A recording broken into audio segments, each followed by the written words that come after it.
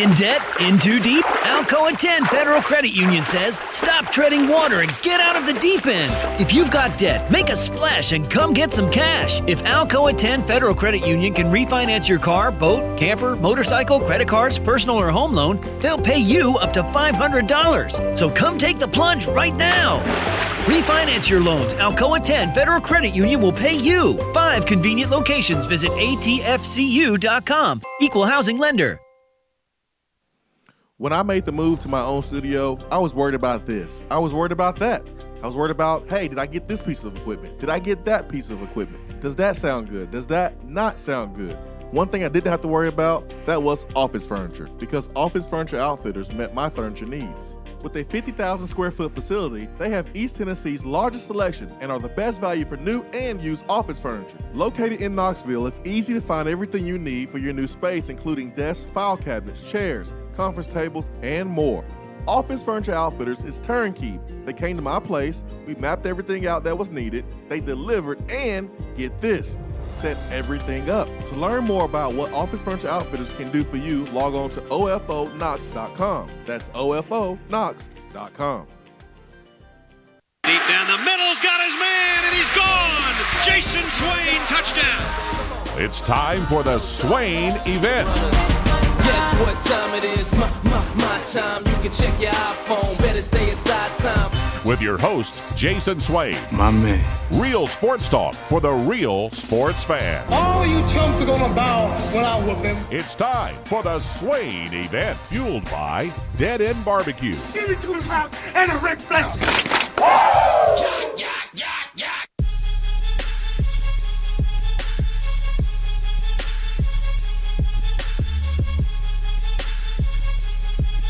Swain Event, SwainEvent.com, fueled by Dead End BBQ, top 100 barbecue restaurant in America. 865-250-503 is our telephone number. To the B-Drop Waterproofing Hotline, hope you're having a great Tuesday morning, 3 minutes past the top of the hour. Whoa, what a day. The last 24 hours for Tennessee Athletics. What a stretch of 24 hours. And for a fan base that has been through a lot, a fan base that was on pins and needles yesterday, sure feels great to be involved. Tennessee men's basketball retained their coach. Tennessee women's basketball hires their coach. Ben McKee, good morning. Good morning, Jason Swain. How are you this morning? Are you reading that off a cue card? I was just copying you. All right, man. I'm just making sure I don't mess up the intro, because last night was crazy with the national championship game, with waiting for the news of whether Rick Barnes was going to stay or if he was going to go. Dude, I'm on fumes over here, man. That's why I got my coffee. I got my wife's coffee mug right now. So if you see this coffee mug and it looks a little girly, that's why. It's not mine. I kind of like it. No, yesterday was a crazy day, a long day.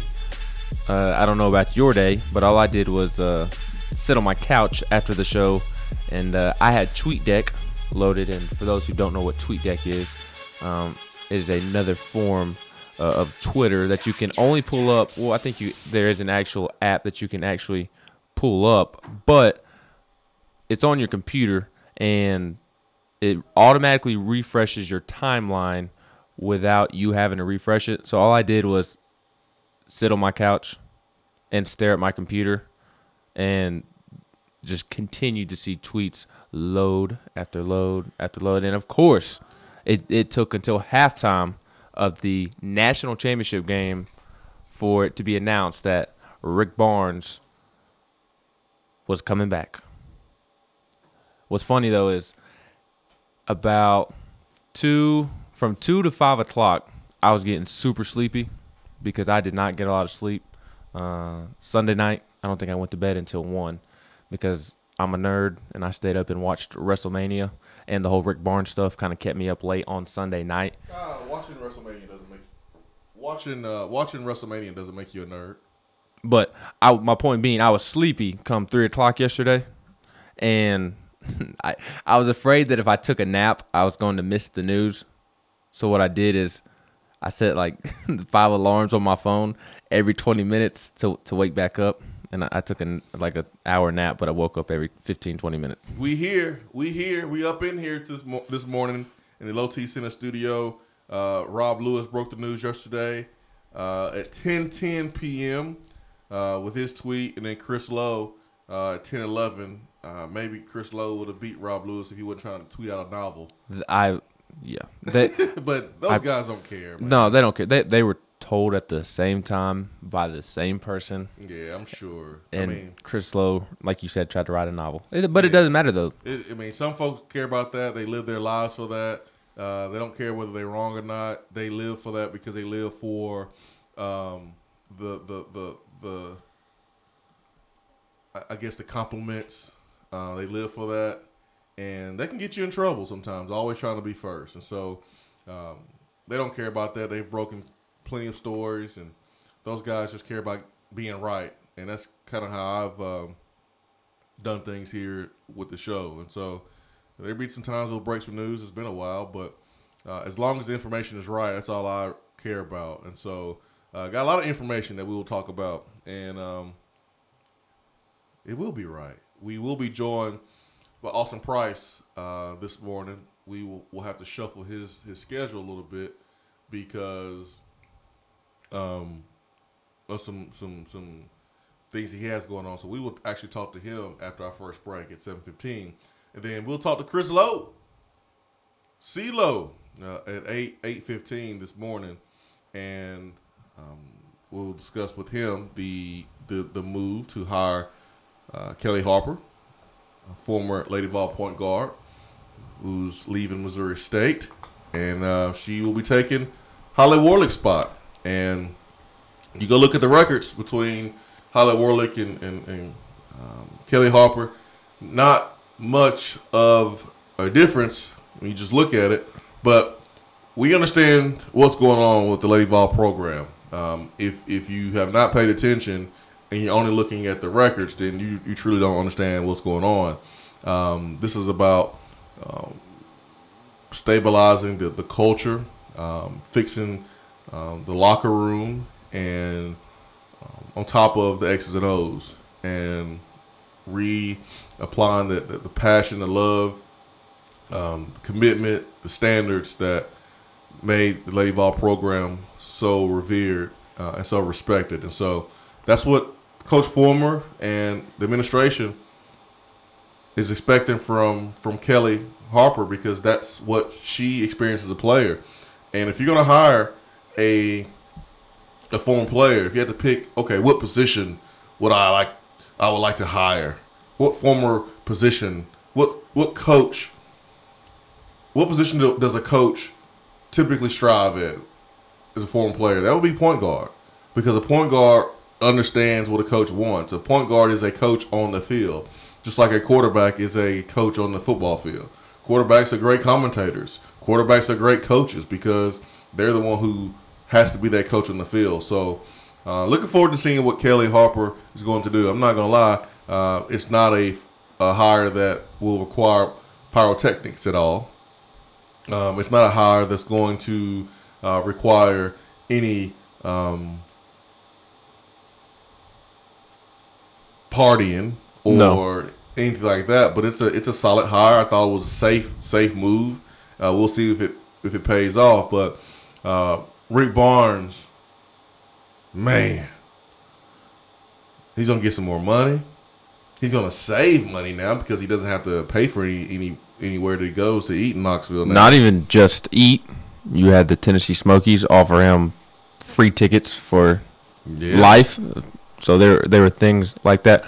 With the Kelly Harper hire, it's underwhelming if you look at the resume. I mean, I truly do believe that if she wasn't a former Lady Vol, she probably would not have been a candidate. So that does worry me a little bit. But it has grown on me the last couple of days because, as I've said, and one of the reasons I was a big fan of bringing in Kara Lawson was I thought that she would be able to hold the ladies accountable and really fix the culture. And I think that is the biggest problem with the Lady Vols right now because, sure, Kelly Harper was underwhelming at NC State. She's been good at Missouri State. It's the NC State that I kind of look at. But she'll be provided with all the tools necessary to succeed at Tennessee. And as long as she can hold these ladies accountable and build a great culture, kind of like what you were saying, she'll be successful. It's just a matter of how successful. So it has grown on me the last couple of days. Real quick before we get to Andy, I want to, because if I don't ask you now, we won't talk about it at some point. What were your thoughts on in the national championship game last night on that out of bounds call at the very end? I was asleep. You were asleep? Okay. Yeah. So I fell asleep, dude. As soon as Rick Barnes was hired, I don't blame you. I felt like I got a shot of melatonin in my veins. That's fine. I just fell asleep. I understand. Quick explanation. For Texas Tech had the basketball and was on dribble on a fast break. Virginia player knocked the ball out of the Texas Tech player's hands, and when they went back to replay, the pinky was left on the basketball from the Texas Tech player, so they overturned the call and gave it to the Virginia player, or to Virginia. It was Virginia's ball that they ruled. But a lot of people were complaining online about the use of instant replay in that situation, that there's a unwritten rule playing basketball growing up on blacktops that if somebody knocks it out of bounds, it's still their basketball. But when you go to the replay monitor and review it, you can see the pinky is still on the basketball. I didn't get the uproar. People were complaining about a call that they got right in the middle of the game because of an unwritten rule of growing up playing basketball, essentially. When you said people were mad online, that's all I need to know. Fair enough. I mean, who's not mad online, it seems? Unwritten rule from their days on the blacktop? What? Even though the replay clearly shows the basketball going off the Texas Tech player's pinky. Let's get to Andy. People are I'll show you a replay. Special. Well, I mean, if people complaining about a call being right, that's all I need to know. But I've been trying to find wait for the kind of replays of moments I missed. But I fell asleep, man. I fell asleep watching the game. I was watching the game. Rick Barnes was high. People were talking about that, and then I mean, the replay says it went off Texas Tech's fingers. I mean, I don't understand what the problem is.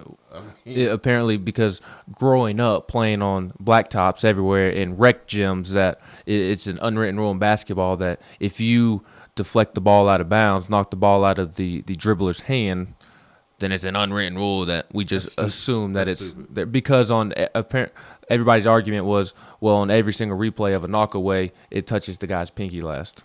That's stupid. I thought the same thing. That's stupid. Let's get to Andy. Andy, good morning. How y'all doing this morning? Good, man. How are you doing? Well, really relieved, so to say. I mean, I didn't let it get to me or whatever. I was just going to say, whatever happens, happens. Correct. But, yeah, I was really, really happy when I heard, because I was kind of worried. I heard that UCLA was kind of really trying to fight for it. But anyway, watching wrestling is not no bad thing. I've watched wrestling for a long time. I was so glad to see Kofi win last night. But that's not even a topic we need to talk about. This Saturday, every Vol fan that is got nothing to do, that is free, bring everybody you can bring. I don't care if you got to put them on top of the car, because this weekend is a big recruiting weekend. There's a lot of big-time prospects, and we got to show them what we're about. You got all these our players itself really, really promoting, got Pruitt promoting. So I feel like we got to do our part. I mean, I'm so excited. I can't wait. I wished it was Saturday now. A lot of momentum right now, Andy, and thanks for the phone call. A lot of momentum right now with Tennessee sports, with Tennessee basketball. Their great season, and Rick Barnes during the national championship game. That news was announced that he is returning. UCLA is a historical program. I don't know if it's a top 5 program today, but it is a powerhouse. It is a blue blood, and during the championship game, VolQuest's own Rob Lewis dropped the hammer, and we brought on his teammate, and that is Austin Price of VolQuest, to join us early this morning. Austin, good morning. How we doing, Jason Swain? Man, we're good, man. We are good. I was prepared to do the show one way or another this morning. Either people were going to be upset at Rick Barnes or sad, or people were going to be really happy. So I'm glad that we were able to do the show and people are really happy. Tennessee also made a hire on the women's side with Kelly Harper. So, Austin, what do you know? Rob, you guys worked together a very long time. Rob obviously covers basketball more than anyone else there at VolQuest. How did it come about, and what was the determining factor? If you got a chance to talk to Rob, we probably should have threw Rob in here today too, but what was kind of the determining factor of Rick Barnes picking Tennessee over UCLA? I think there was the allure, Jason, to go and finish your career out at a blue blood program. But I think all it ultimately won out was Rick Barnes has always preached loyalty, but and so I think he was always wanted to be loyal to Tennessee. But first and foremost, he wanted to be loyal to the people on his staff. And I'm talking about multi-year deals for assistant coaches, a larger pool for your assistant coaches, even, getting, multi-year deals for, some of the people you don't necessarily read about or hear about on a daily basis that do a lot of the legwork to help this program and getting more money for them. I think that's what Rick Barnes was really kind of standing on the table for. And credit Philip Fulmer, credit Randy Boyd, for getting that done yesterday, and it's a big win for Tennessee. You felt like, at least I did, the longer that it played out last night, to me it looked like it may be bad news for Tennessee, but in the end, Tennessee was able to get it done, and credit Rob for being on top of this thing all day yesterday, and he and Chris Lowe both got the scoop on that one right basically simultaneously last night. Yeah, that's big time, man.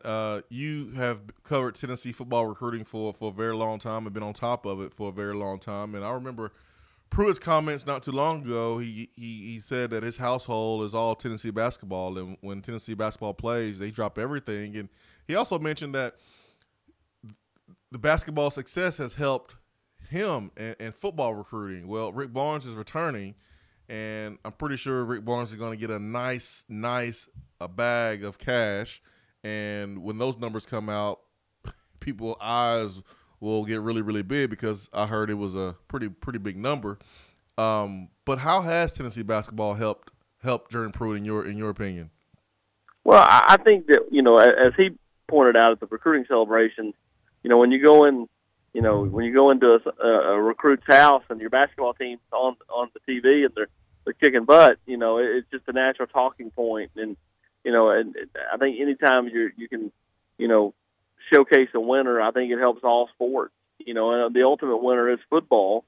And if Tennessee can ever get to that point where they're starting to really turn the tide in football and win some of those key games on a consistent basis, it's not only going to help, it's going to be a return the favor for basketball, but it's going to help, women's basketball. It's going to help, tennis and golf and all those things, because, there's a trickle-down effect from football.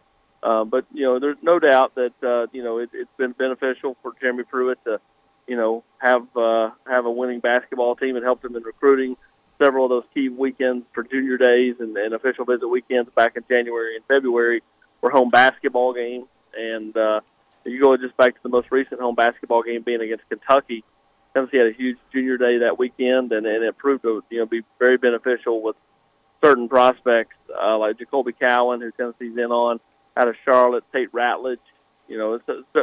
Tennessee has done a nice job of kind of peer recruiting from other sports, and that'll happen again Saturday when Tennessee has the orange and white game. Rick Barnes and them are slated to have in some key guys. Maybe Walker Kessler makes it into town, the big man out of Georgia, and they kind of work hand in hand. And right now, Rick Barnes can be Jeremy Pruitt's best friend, and vice versa. Austin, Tennessee just announced that Grant Williams will hold a press conference today at 11:30 to discuss his future plans. Do you think how much do you think Rick Barnes deciding to remain at UCLA helps him come back to school? What'd I say? UCLA. I'm sorry. How much do you think Rick Barnes returning to Tennessee helps bring back Grant Williams? And then do you think we see a Peyton Manning type moment with Grant Williams?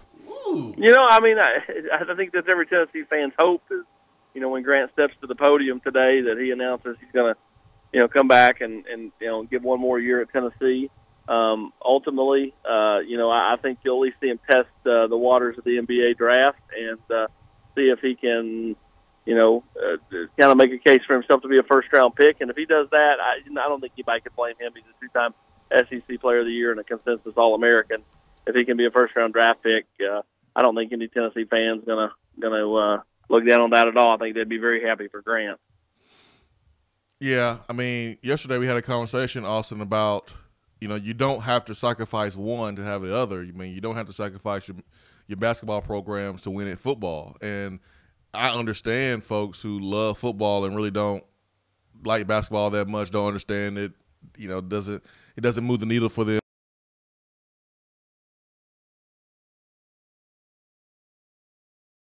Over the years, and when you think about Wisconsin, you think about Florida, Michigan State, there's been so many programs across the country that have won at a high level in basketball and football, and you really have to just ask yourself as a fan, why not us? And you mentioned Randy Boyd, Coach Fulmer yesterday. Well, why not us? Tennessee has all the resources. Tennessee has a passionate fan base. You look at the numbers in attendance in basketball. You even look at football, where the football results have not been pleasing, but folks still come to the game.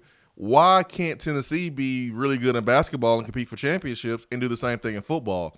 This was I think a pivotal moment for athletics at the University of Tennessee, retaining Rick Barnes, beating off UCLA, a blue blood, and then continuing to build momentum with the football program, showing the fans, showing the boosters that they're making a commitment to get better in football by getting Jim Chaney, by paying a ton of money. You think about the money that's went out for football assistants, and again, wait till you hear about the number Rick Barnes is going to get.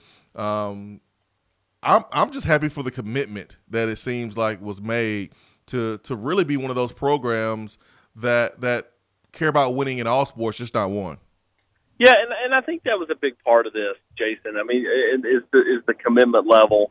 Not that Tennessee wasn't committed, but I think for Rick Barnes, he looks across the aisle and he sees Jeremy Pruitt with half his staff on 3-year deals, and he had none of his staff on even a 2-year deal. And I think the multi-year deal for his assistants, just for security, is a big thing. It was a big sticking point, and something that Rick Barnes kind of stuck to his guns on, and and I think got done in the end. So, in my opinion, you're right. The commitment level is good to see. I think it's always been there, but Tennessee's just never done multi-year deals for basketball coaches, and now they're going to. So, I don't think it's that. I think it's a big deal in the grand scheme of things, but I think it's a small thing a small concession to make to make Rick happy, to make the assistant coaches on his staff happy, and now he'll go to work. Trying to fill out this 2020 class where Tennessee's well-positioned with Keon Johnson, Jaden Springer, Walker Kessler, so many big-time prospects. But he'll also go to work trying to fill out the vacated spot on his staff that was left open by Rob Lanier's departure to go to Georgia State. So, I think this hire is going to be big. Maybe he'll even have a presidential feel, whenever he makes this hire. But I'll be interested to see who he hires coming up over the next couple of weeks. Tennessee received a commitment from Ebony Jackson, a 3-star running back from Georgia, over the weekend. What are the Vols getting in Mr. Ebony? A big time athlete, and what one person told our Jesse Simonton, just an effortless athlete. I mean, he doesn't have to, it just comes natural to Ebony. I mean, he's a 10.5 100-meter guy. He's the 100-meter state champ in 5A in the state of Georgia. Big kid, a little over 6 foot, 215 pounds, can really move, and a guy that's also had some trouble off the field, but just trying to get things corrected, and I think that's the biggest reason that kind of Ebony's not blown up more out of Kell High School. He had Ole Miss at Tennessee. That's it. I think just some of the off the field stuff has kind of had some teams shy away. But I think you're going to see more and more teams come calling for Ebony Jackson, especially this fall, and Tennessee in on the front end of that one. And, of course, they'll have the orange and white game coming up this weekend with several key prospects coming to town. You can't teach a 10.5 100 meters. You just can't. I reached out to some folks over there and was like, hey, what was it? What's that intangible that kind of sold you guys? Because you go look at his rankings, and he's not that high, and we understand that camp attendance and all that stuff has a lot to do with it, and it's still early, kind of in the recruiting process too, where guys are, still being ranked and still being evaluated. But what I was told was simply and really simple and easy, 10.5. What did you run? What did you run the 100 in, Swain? 10.3? I didn't run track, man. That's something I probably should have done growing up. Was run track, but I went to a school that was more known for their long distance runners than sprinters. You didn't participate? Yeah, I probably should have gotten some work from a speed coach outside of the school, but I didn't see how a program that was known for long distances was going to help me run faster. So, but I should have done some work outside, to be honest. You didn't have to be fast when you just walked it in on Cal in 06, right? Hey, man, that was all Coach Cutcliffe, man. He drew that up. I think anyone could have scored a touchdown on that play. I think I could have. And I can't take credit for that one. 20.5. Yeah, I can't take credit for that one, man. That was all scheming. That was not recruiting right there. That was just scheme. Austin, my man. What a fun time to do radio. What a fun time to get on VolQuest.com with all the positivity now. Thank you, Randy Boyd, Coach Fulmer, Rick Barnes, for that. How can people find out what's going on this week as we get up and ready for the spring game and get all the recruiting nuggets there, Austin? How can people do that? We'll hear from Jeremy Pruitt later today. We'll get you ready for the orange and white game coming up on Saturday. And then Tennessee assistant coaches will be talking sporadically the next couple of days. So, Jeremy Pruitt letting the assistant coaches talk right here before the spring game. We had Derek Ansley on the Nation a couple of weeks ago. We had T. Martin this past Sunday. Chris Lowe and I did. And you'll hear from all those guys coming up this week as Jeremy Pruitt, I think the coaches talk's a great thing. I think as a media guy, we all appreciate him letting those guys kind of tell their story. And to me, there's some good stories on this coaching staff to be told. And, T. Martin coming home, I thought one of the neater notes on the Nation Sunday night, Jason, was he told the story about having to pay an unpaid parking ticket when he got back to Tennessee that had happened years and years and years ago. I think UT parking, it escapes no one, and that's the perfect example. Yeah, I heard UT parking, part of the deal to bring back Rick Barnes, that they were going to expunge his record too. Now that would have been hilarious. That would have taken home Twitter if UT parking had said we'll expunge all future parking tickets. Austin, man, thanks so much, man. I really appreciate it. Thank you, guys. Appreciate you. All right, see you. Austin Price, VolQuest.com. His time is brought to you by Jennifer Morris with the Keller Williams Realty Group. Her telephone number is 865-257-7897. If you are looking to sell your home, buy a home, or buy an investment property, Jennifer Morris is who you need to call. She takes a no-nonsense approach. She's 100% honest. and she's just cool to be around. She's a huge sports fan, huge Tennessee fan. That alone should make you want to call her. Or if you want amazing service and a quick turnaround on your deal. So give Jennifer Morris a call, 865-257-7897. We mentioned that Ebony Jackson, Tennessee's new 3-star running back commitment, runs a 10.5 100 meter. Chris wants to know, what does a 10.5 compare to in a 40? Do you know? Probably 4.4, 4.3 maybe. Definitely 4.4 probably. That's what I'm thinking. Fast. Yeah, I'm not smart enough to know that answer, but I do know it's fast. Yeah, because 40 is about technique. I mean, he's fast. He's fast enough to be a SEC running back, and you get the ball to him in space, and he can create problems for the defense. That's kind of all you need to know, really, because, again, you can be really, really fast and not run a fast 40 because you don't understand how to technically run it.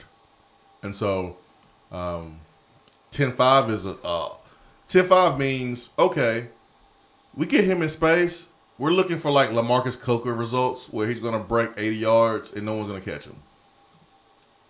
40, hey, you can run a nice little 40. It's cool, whatever.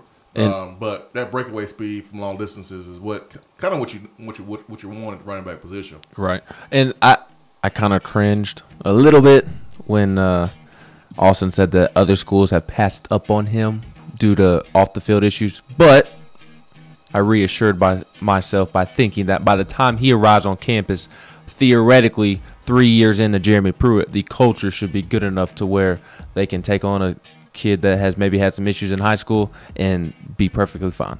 I didn't cringe at all, man. I kind of got giddy. Well, I got giddy in that way, what you're about to say as well. You want to know why? Bryce Thompson. Bryce Thompson lived basically right there next to the University of South Carolina. Some things happened. Tennessee was willing to do some due diligence, give him a opportunity, and in 1 year we haven't had any problems with Bryce Thompson. I agree. And he's been the best freshman corner in the country. And 2 more years, he may be making a decision like Grant Williams, to be honest. So we can't expect our young people to be perfect. They're going to make mistakes. There's going to be some mistakes you just can't touch. There's some kids you can't touch. But when you have a staff full of good people, you have the resources, the support, you can take guys like Bryce Thompson because you're going to give him all the support. That was my point. The love that he needs to grow as a young man. And so, all right, other schools, y'all don't want to take him. And if it ain't too bad, we'll take him. We'll develop him. I agree. We'll turn him into a great man who will go on to be a good husband, good dad. Yep. And by that point, you'll have senior Ty Chandler, senior Tim Jordan, if those two stick around. Jeremy Banks will be a junior. Eric Gray will be a sophomore, but he will have been here for a year and a half, 2 years almost, because he was an early enrollee. So he'll be stepping into a situation where he'll have a lot of guys that can kind of guide him as well. The point of emphasis for this class, this recruiting class, speed, and defense and linemen, more linemen. Speed, and big boys up front, especially on the defensive line, who can also provide speed and rush the passer. Swain Event, stay with us.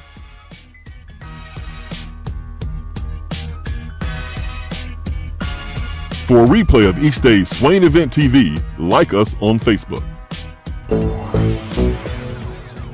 We have all made the mistake of dropping or breaking our smartphones.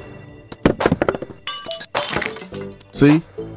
But did you know that you can have it repaired for a fraction of the cost that it takes to replace it? Well, you can, because iDrop is the area's leading mobile repair store, home of the 1 hour or less phone repair, 1 year parts warranty, and #1 customer service. Broken screens, cracked cameras, charging ports, batteries, you break it, we'll fix it. If you didn't break your phone, protect it with one of our leading accessories such as LifeProof, OtterBox, UAG, Incipico, Caseology, and Spec. Visit our West Hills location at 7115 Kingston Pike between Office Depot and Hardee's, or call 865-888-9740 and speak with our trained technicians to see how we can get your phone working today. When you see the happy face on our truck, you'll be smiling because you'll know that you're in love. It's freezing in here, Mary. What's wrong with your heater? The repairman can't get here till next week. Sugar, you've got the wrong guy. My guy is fast and has free heating service calls when he does the repair. Hi, I'm Jimmy Hiller. Take advantage of a free service call with any repair. Call the Happy Face Truck today.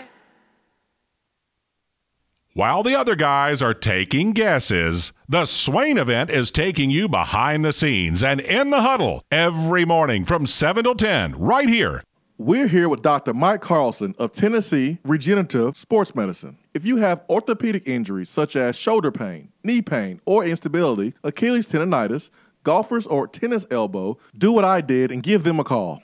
Yeah, Jason, we specialize in regenerative non-surgical orthopedics. So we treat damaged ligaments, tendons, and joints, including things like rotator cuff injuries, knee instability, elbow problems, as well as foot problems like plantar fasciitis, Achilles, things of that nature, by injecting with stem cells and what's called PRP, or platelet-rich plasma. And this form of treatment we do under ultrasound, so we know we have our target. And it also stimulates the body's own reparative process, and this allows for the healing of damaged tissue. And as you well know, numerous professional and collegiate athletes, guys like Steph Curry, Tiger Woods, and even yourself with your ankle injury, have been using this form of treatment for years. And so we offer that same type of treatment here in East Tennessee. Visit them on the web at trsportsmedicine.com. Tennessee Regenerative Sports Medicine, East Tennessee's leader in regenerative therapy. Craving flavors that don't take hours in the kitchen? Mrs. Grissom's cheese spreads and chicken salads are the perfect go-to. Ready-to-eat meals and snacks found in the meat or dairy section at your local grocery store. Whether you crave the classic Mrs. Grissom's pimento cheese or the gluten-free select varieties like the cranberry pecan chicken salad, enjoy small-town flavor in every bite. Select the best. Select Mrs. Grissom's.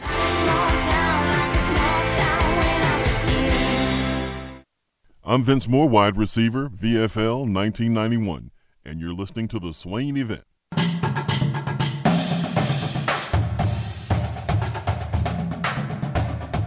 Around the SEC, powered by 42nd Street Marketing, your game-winning play call for design, marketing, and branding.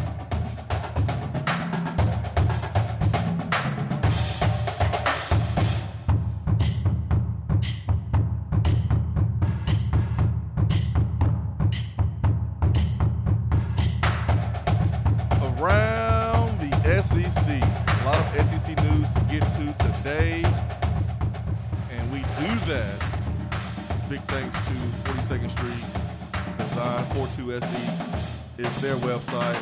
Call Mike at 865-382-7007 where they specialize in custom website design, logo design, and print design. Man, a lot of things going on in the SEC.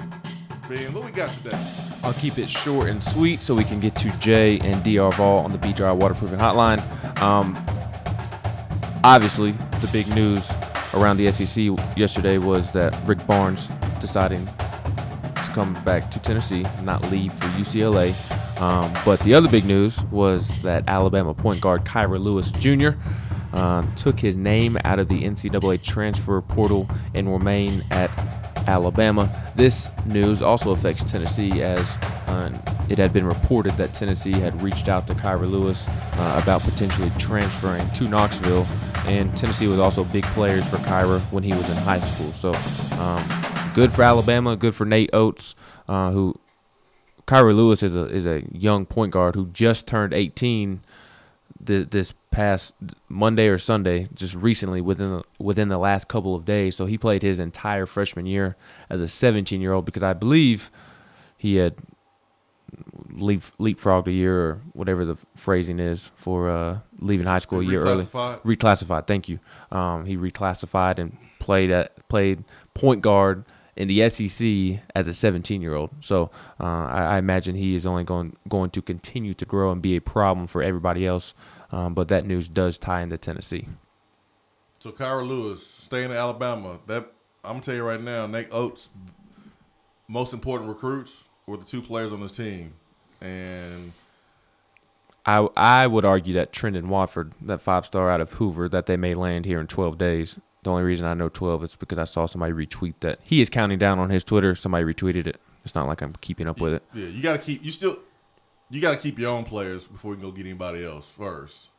He's a good player, and he is, NBA worthy, but you still got to recruit your own players first. And the fact that he's able to do that in a short amount of time that he's been there makes me believe that he's going to be pretty good in recruiting at Alabama. And he's already landed a 4-star power forward center. He wasn't a highly ranked 4-star, but he is a 4-star, and he was also committed to Buffalo, so he is following him to Alabama. Yeah, so it's gonna be good, man. The SEC is gonna be really, really good. But I'm ready. I'm ready for that action, boss, because we have our National Coach of the Year locked down for a very, very long time, and we got really good players coming back. We got players coming in. And 11:30, we'll see if our first team All-American forward will go to the NBA or will he stay?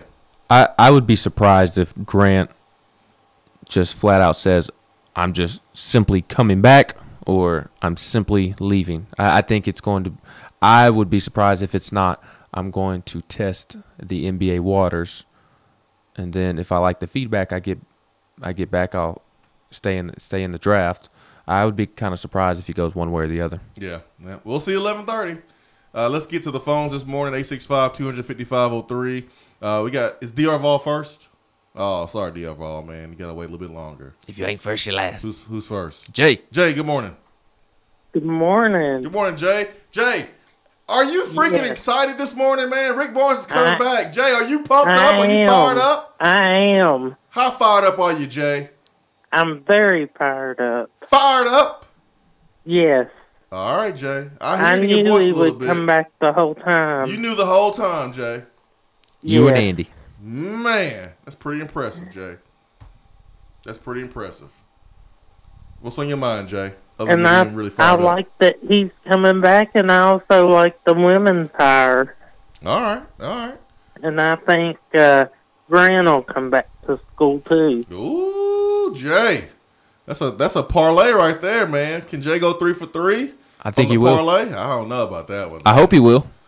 I don't know. I hope so too for Tennessee, but I don't know. I mean, I don't know. I think Grant can get a lot better and work a little bit more to mimic his game after Draymond Green a little bit, and develop more in the perimeter. And we saw that jump shot, especially in the corner, man. We saw him shoot open threes and make them against Kentucky. I mean, he continues to do that during the offseason. Then he will, I think, will really enter the NBA prepared to be that Draymond Green type. But there's nothing wrong with developing those skills while you're getting paid. Nope. So you can go right now and develop those skills. Maybe play a little bit, sit on the bench, but get those checks. So Grant's in a win-win situation, to be honest. Let's get to DR Vol. DR Vol, good morning. Guys, we won our natty last night in my eyes. I didn't even watch the game. I was more worried about Barnes and refresh Twitter. Man, I was watching the TV and I was watching my phone, and I don't know which device I was watching the most, to be honest, and paying attention to the most. I know that as soon as the news broke about Rick Barnes, and I had about 15-20 minutes of just coming off an emotional high, I went straight to sleep. I was knocked out because I was watching the game in the bed anyways, which is probably not the best thing to do if you want to stay up and watch the game. But I'm with you, DR Vol, man. That was my game, was Rick Barnes coming or leaving. Well, I find it ironic, Swain, that right after you and Chris Lowe tweeted about you covering him at Dead End, that he recommits to Tennessee on Twitter. So I don't believe in accidents. As Turkey Man said, there's no greater closer than Nanner Pudding from Dead End BBQ. Nanner Pudding is a better closer than Mariano Rivera. Oh, hey, I've been talking that stuff up. I'm actually bringing a cooler. It's about a 4.5 drive for me and my kids this weekend, but I'm bringing a cooler to bring a tub of that stuff back. It's the real deal. Hey, you're not the first person or the last person. Vicky Shaw brings a cooler every time. She orders a tray to drive back up to Northern Illinois. It's not bootlegging if I'm not crossing the state line, is it? You know, I can't wait for this new VFL films to come out, though, because I can see it now. They're going to have Barnes walking in his office this morning with the shades on, with God's plan playing, and handed stacks of cash to his staff. Man, that video they're gonna put out, if they put out one, it's gonna be legendary. I can promise you that. And then what about the one that will probably be created for Kelly Harper returning to Tennessee as a coach? That's gonna be special too. That'd be cool. I mean, she was here during the glory days, and again as a point guard during Pat Summitt's time. Imagine the knowledge, imagine the passion, imagine the coaching that Kelly got from Pat Summitt. And that those three were here, you know, together, working together to win championships, and Holly Warlick, Pat Summitt, and Kelly Harper. So I'm looking forward to seeing that video too. Same here. And Swain, I got one complaint, and I'll let you go. Two nights ago, when this was all breaking, you know, I make sure every day I listen to two shows, Pardon the Interruption and your show, and you weren't tweeting when this was breaking about Barnes, and that was giving me more panic. I mean, I didn't want to, because I didn't want to tweet a bunch of stuff just to try to stay relevant and stay involved in the search. I just was letting it play out, and I understand that folks were kind of waiting to see what I was going to say, and I'm not one that's going to try to break the news first because I want to be right. And I said it yesterday. I just didn't feel it in my gut that he was going to lead to UCLA. It just didn't make sense to me. It just didn't. And I knew UCLA was going to pay him $5 million, but that's $5 million in LA money, and the cost of living is more.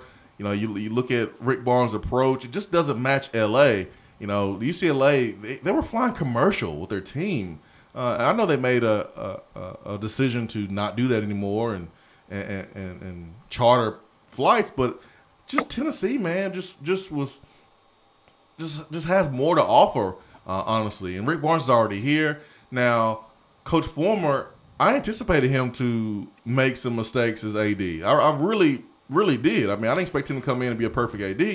And Coach Former has made some mistakes here and there, but Coach Former understands letting people do their job and getting things done. And like he did that. I think him and Coach Former, Rick Barnes, Coach Former sat down and Rick kind of voiced some of his concerns, some things that probably rubbed him the wrong way. And you know, Coach needed to hear that and make adjustments and give him what he needs to be successful. He understands that being a former coach himself. You know, as a player, there's times where I had to walk up in Coach Former's office and voice some concerns that I had. That I was kind of upset about. And we squashed them, moved on, and everything was good. That's what you do when you are a mature person. You have a problem, you address it in the right way, and you move forward. And I'm glad that egos did not get in the way of messing up something very special here in Tennessee with our basketball program. Thanks for the phone call, DR Ball. Really appreciate it. You and Jay. 865-200-5503 B Drive Waterproofing Hotline. We got Volmac. Volmac, good morning. Yes, sir. How you guys doing? Wonderful. How are you? I'm doing good. I know I've got probably an unpopular take, but I can't help but be a little bit disappointed, to be honest with you. It's kind of like being married to a girl, and she decides she sees somebody else she likes, she goes out on a date with them, and then maybe decides that that's not for her, and she comes back. Mm-hmm. I feel like we took Barnes when he was an over 60 coach who was just fired, who was labeled he can't win the big one, and we've done nothing but embrace him and support him. And based on what I heard, had UCLA come up with the buyout money, he'd be gone today. That's fair. And I'm just going to look at him totally differently from now on. That's fair. No, that's fair. I mentioned someone yesterday, and I was like, man, there's going to be some fans that's not going to look at Rick Barnes the same way after today, and that's fair. But let me say this though. Rick Barnes did a lot to get us here, okay? Him and his staff. And when I say Rick Barnes, it's not just Rick Barnes. You talk about Rob Lanier, you talk about the assistants. They did a lot to get us here. And other places have a lot easier to have success. And Rick Barnes, yeah, he got a magical group. Rick Barnes is a special coach. But let's not pretend like Rick Barnes is going to go to UCLA and go find another Grant Williams, Admiral Schofield, Kyle Alexander. We have to give the credit to these young men for being unselfish, being hard workers, doing everything the right way.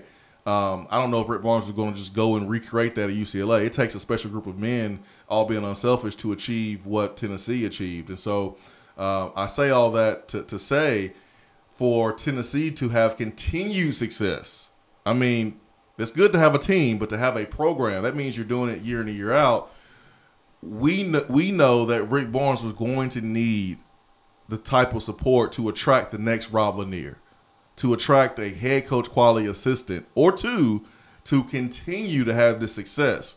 And if Tennessee wasn't willing to reward a national coach of the year, an SEC coach of the year, a program that just put two teams that went to the NCAA tournament, and yes, we want them to go further, but they've done a lot in these 2 seasons.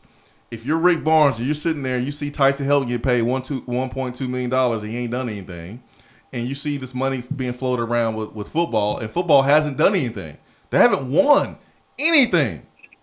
And you're Rick Barnes and you're doing it, you can't really blame him for listening to UCLA. And if UCLA is giving him some really, really good options, you really can't blame him for really thinking about it. It's a business. I'm sorry, I was going to say, I get that to some extent, but Barnes also has to realize that football, while it hasn't won, it makes money. I think it's the #1 revenue sport in the NCAA, if I'm not mistaken. So, but that's our problem, dollars though. and cents here. But that's been our problem. That's why we have had the problems in our athletic program over the last decade. Is that, man, we have valued money more than winning, like foolishly. You can win and get money, and I thought this decision prove that. Why can't we be Florida? Why can't we be Michigan State? Why can't we be Oklahoma? Programs that win in basketball and football, and take both of them seriously. We don't have to sacrifice one for the other. And Rick Barnes deserved more. I mean, it ain't about just his money, but he does deserve to have the same type of support to attract top assistant coaches. We Tennessee, man, we got money here. Like, we act like we don't have money. We got the money to do it. We have the money to do it. Yeah, we have the money to do it. I get that. I'd get it a lot more if we'd gone further this year. I didn't have a problem with making Sweet 16 and losing, but now that he's getting a $1.7 million raise, whatever it is, 1.5, it's like, it kind of makes it feel like we underachieved. We were #1.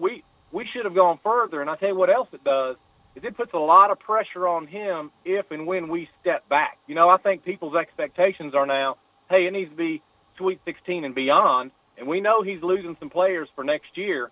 He's really reduced the margin of error for himself. That's just my take, and I've been a huge Barnes fan, but I'm just really, really disappointed.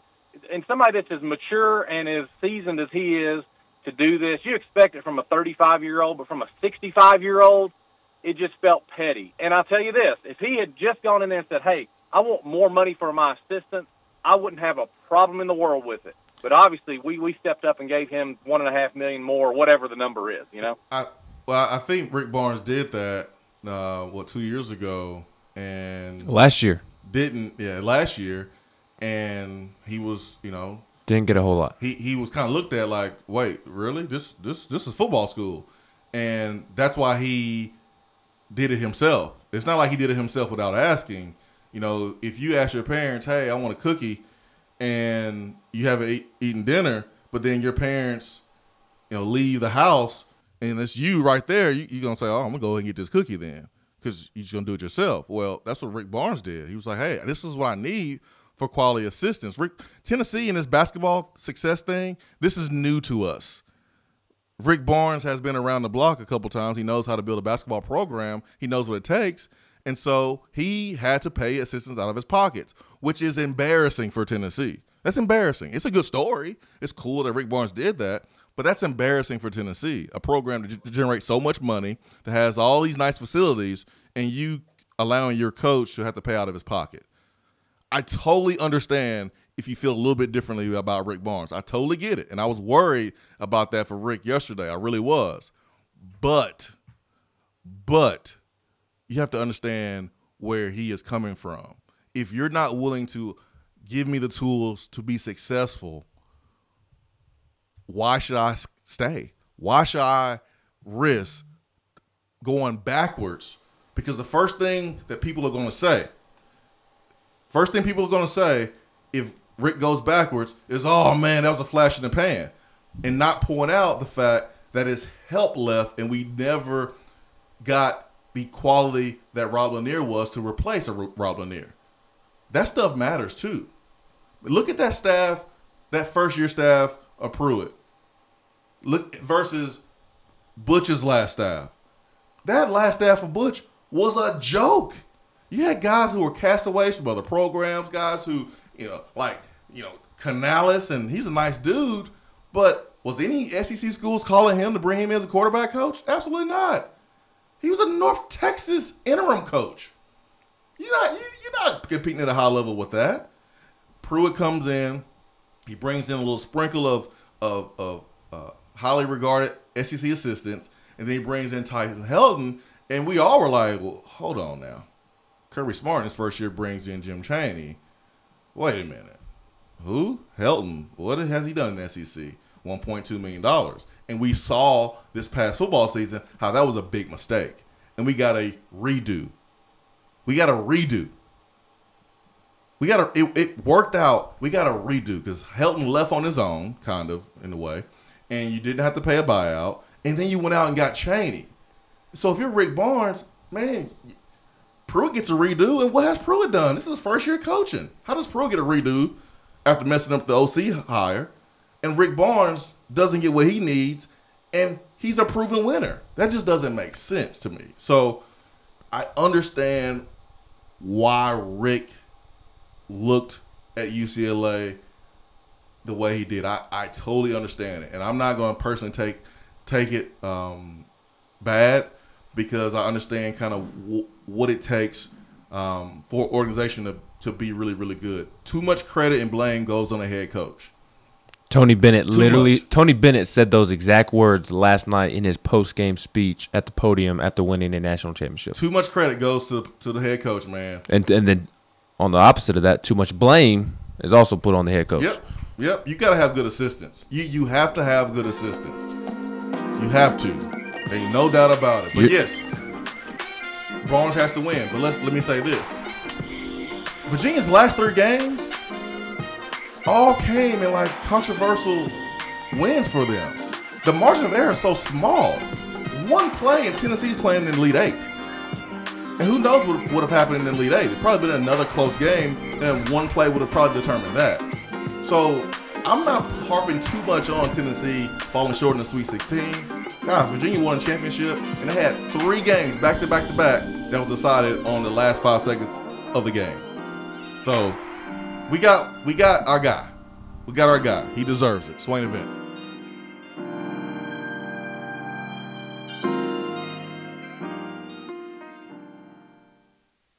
At work? Can't call in? Don't feel bad. You can talk to the guys on the text box. It's part of the free Swain Event app. There is a 30% chance of rain today, mostly cloudy with a high of 75 and a low of 50. Sunshine tomorrow with a high near 75 and a low around 54. Mostly sunny on Thursday with a high in the upper 70s. Weather on the Swain Event is brought to you by Be Dry. If your basement is wet or cracked, Be Dry can help. BeDry.com. JC's Tree and Landscaping Service specializes in quality tree work done at an affordable price. Trimming and removing trees are their specialty. They also offer other services like land clearing, stump grinding, crane services, and all of your basic landscaping needs for both commercial and residential. JC's will give you a free estimate and beat any written quote by a competitor to guarantee that you get the lowest price around. Don't risk your land with a fly-by-night service. JC's Tree and Landscaping is licensed and insured. Give them a call at 865-599-3799. Thinking about trying CBD oil but not sure where to get it or who to trust for a quality supplement? Our friends at Tennessee Valley Hemp Company invite you to try their full spectrum hemp extract, available in 500 milligram and 1000 milligram strengths. They are a local company based right here in Knoxville whose crops are grown in East Tennessee. Their farmers are committed to cultivating pharmaceutical grade hemp oil that produces results. It is only available in community pharmacies where you can get questions answered by experienced professionals. If you are unsure whether or not it's okay to take hemp extract with your existing medications, pharmacists are happy to perform interaction checks that keep you safe and healthy. You can find out more by visiting or calling any of these local drugstores. Gordon's Drugstore in Carnes, Vaughn's Drugstore in Powell, Stanford Drugs in New Tazewell, or Farragut Pharmacy in Farragut. Check them out on Facebook at Tennessee Valley Hemp Company, and don't forget to hit the like button. When you buy, remember to ask for the only hemp oil that supports your health and the Power T. Tennessee Valley Hemp Company. These statements have not been evaluated by the FDA. This product is not intended to diagnose, treat, cure, or prevent any disease. Do you have sloping or uneven floors, foundation cracks, or a leaning chimney? Do your windows and doors not open properly, or are there gaps where the floor and walls meet? Don't worry, B-Dry offers approved foundation repair solutions like steel I-beams, helical piering, epoxy injections, carbon fiber applications, and more. Make sure that your home is on stable ground with B-Dry. Call them at 865-588-0454 or find them online at bdry.com. Have you noticed lack of energy, motivation, and drive? Call the Low T Center and schedule a complete health assessment today. Whether you have sleep apnea and need a CPAP or have low testosterone or low thyroid levels, Low T Center will get you feeling great again. If you're a man over 30 and haven't had an annual checkup, don't wait until you feel bad. Do yourself a favor and get a quick and easy health assessment today. Services are covered by most health insurance. Call 865-392-1388 or go to lowtcenter.com. Low T Center, reinventing men's healthcare.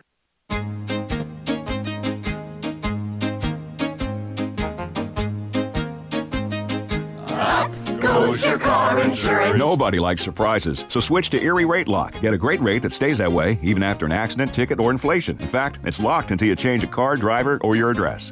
Your Erie agent in Knoxville is InsureFit RM. Get a quote at 865-684-4900. That's 865-684-4900. Erie Rate Lock does not guarantee continued insurance coverage and is not available in all states.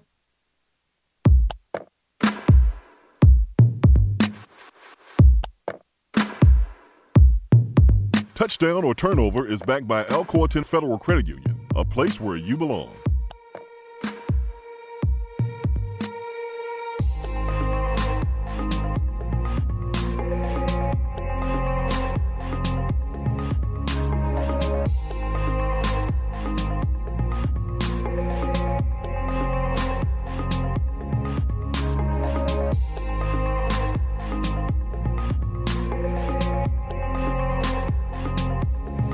Touchdown or turnover, backed by Alcoa 10 Federal Credit Union, a place where you belong, better rates and better service.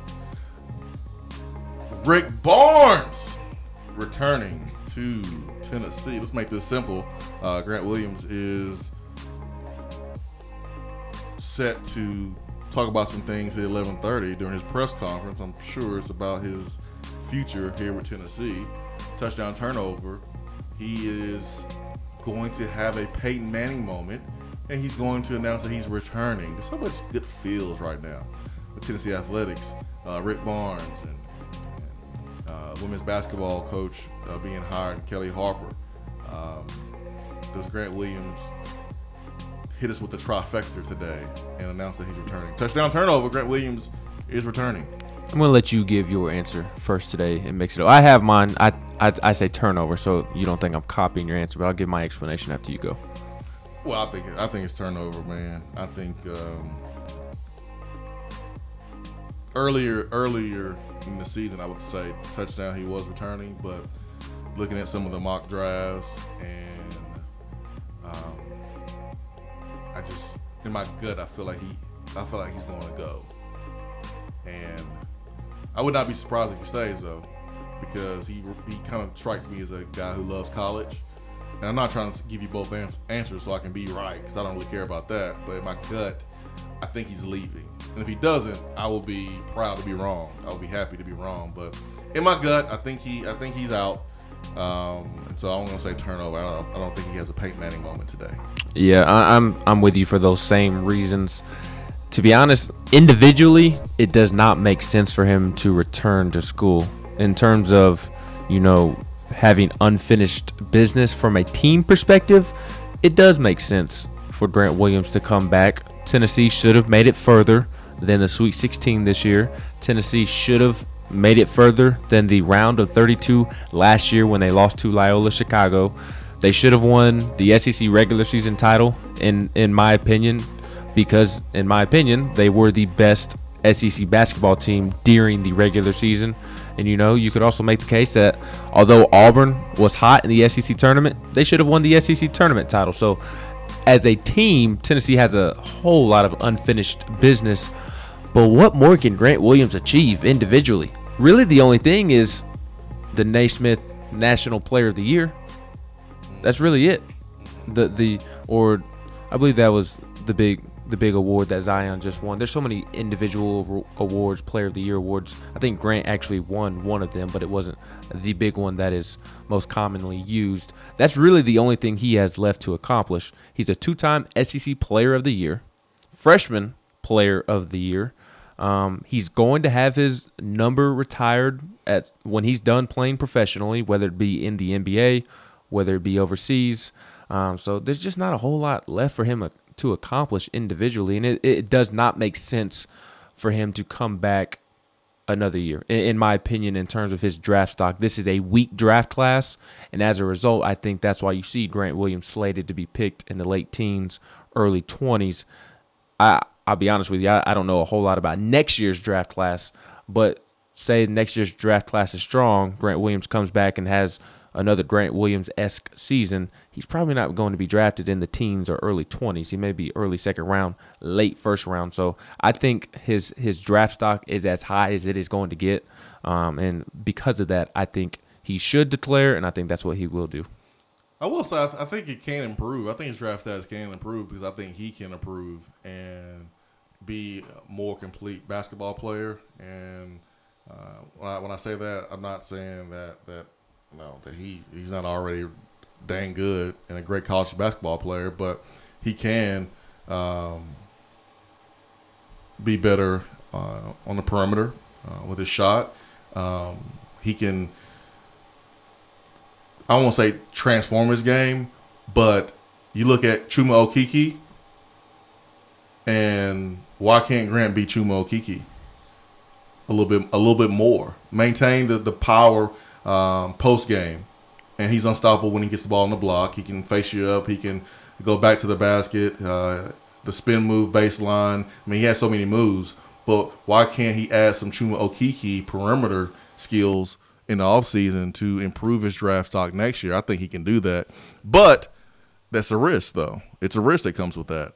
It's anytime you step on the basketball court or anytime you step out of your bed, your feet hit the ground, there's a possibility that you can get hurt. So yeah, something that he needs to think about. But I think the earliest I've seen him being picked is 17th, 19th, somewhere in there. So you think he can, I'll say, crack the top 15? I think he can get better. I mean, I think he can get better. Well, I mean, obviously, he can improve his stock. Obviously, he can get better, but do you think he can crack the top 15 if he were to come back next year and be drafted as a top 15 pick, a borderline lottery pick? Yeah, I think he can next year. I don't see that. Because the game is, you look at the NBA game, it's evolving year in, year out. It's a perimeter game, and he goes and he develops those skills and keeps the skills that he already has. Yeah, I think he can get better. And there's not a Zion coming up again next year. There's going to be some more one and done. Yeah, no doubt about it. But Grant's character is through the roof. He adds some more stuff to his game. Why can't he improve even more? Well, I'm not saying that he's not going to improve. He absolutely will. I'm talking just simply in terms of where he gets drafted. I don't see him being a top 15 pick because, like I have said 1,000 times on the show, the NBA just does not love the 4-year college player unless they have just exceptional athleticism or exceptional potential. So that's kind of why I don't see him cracking the top 15, whether it be this year or next year. I absolutely think he will get better, as you were saying. It's just in terms of where he is drafted, I just don't see him being a top 15 pick, not because of him, but because of the NBA and kind of how they think. But he's a fossil in NBA terms already. He's a junior. Correct. So he's already a fossil. What's another year? Which is why I think another year would be worse for him. If he did come back, I think he'd be even more of a fossil, and maybe he loses a couple 5 or 10 spots because of it. It's just hard for me to believe that an NBA team will say, "Hey, you're a year older. We're going to draft you, later in the round because you're older," rather than saying, "Hey, man, you had these skills as a junior. You now have these skills now as a senior. Man, you can take guys off the dribble. You have a jump shot that has extended beyond 15, 17, 18 feet.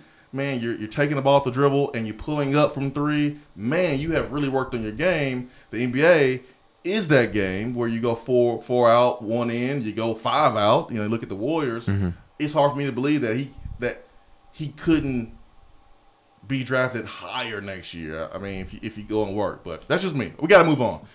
Who we got on the phone? Ray. Ray, good morning. Hey, good morning, Swain. Good morning, Ben. Hey, Ray. Man, I'm gonna have to go real quick on the touchdown and turnover. I'm gonna have to go with the turnover on Grant because there's really nothing else that he has to prove. And like you said, if he gets injured going out there on the court, just trying to come back, the Peyton Manning moment is not going to mean a whole lot. He's going to have to rehab, and it's just too much to risk.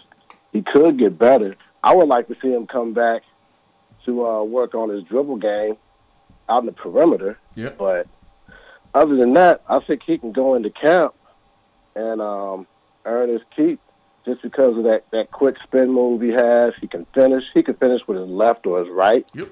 I mean, he's proved all that. So I don't think that he should come back. I mean, I could be selfish, but I'm not going to be selfish at the risk of his career. He has a lot going for him. But I just also want to comment on the last caller. Yesterday, I was on the fence. I mean, I almost was like, "Man, Rick, you can go ahead and go." Mm-hmm. Because as a Tennessee fan, just in multiple sports, it just seems like we've become like a stepping stool to the next level for other coaches. They come, they do a little bit, they get a better offer, and they leave. Or like Butch Jones. He used us, man. I mean, he totally used us. And it's just kind of sad to see that, people come in, they want to, pump up the Tennessee logo. Oh, all this stuff about, you don't have to sell. We have all the facilities, and, it's an easy sell. They come in here, pump it up, and then they go and they get a better job. And I just felt like if he was going to go to UCLA, I just kind of got a little bit bitter, but at the same time, I was like, I did the same thing. I stayed up until I heard the news last night, and then I was like snoring. Well, here's what I don't understand, Ray. I don't understand the feeling of saying you can just go. Because, and this is why I don't understand. We're getting our feelings hurt a little bit because Rick has said that he loves his place, okay? Right. And he's 64 years old, and we did him a favor by hiring him. Well, he did us a favor by accepting the job, too. Let's understand that. It goes both ways. And so True. we in a moment yesterday, folks was like, well, you could just go because he's like mulling over whether to go to UCLA or Tennessee. And it's like, we got to take a step back and go, wait a minute, we a good school, but like we not Duke, that's like understanding kind of where you are. We're not a dime. You can't go pull the baddest chick at the club. I mean, you gotta use your personality a little bit. I mean, you gotta have some money. You gotta have some goals. So we gotta understand kind of where we are. Rick Barnes had fought through some things that he shouldn't have to fight for. A guy with his pedigree, with his success. Tennessee basketball, man, we haven't been in this position before. To have a top-notch coach like Rick Barnes. We've gotten the Conzo Martins, we've gotten the Bruce Pearls, the guys that have come from smaller places and they've had success here. We haven't operated like a big boy basketball program. We know how to operate like a big boy football program. We know how to do that, but it took Coach Fulmer to hear from Rick Barnes, hey, man, this is what it takes. If you want to maintain this, man, this is what I'm going to have. And I've done what I can do with what you've given me. But if you want this to last, man, I gotta have this.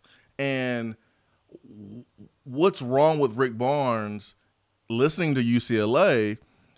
Why should he stay at a place that's not willing to give him what he needs so he can be successful for that program and for his kids? I don't understand the thought of saying, well, just go then because you're mulling over a decision. I just don't get that.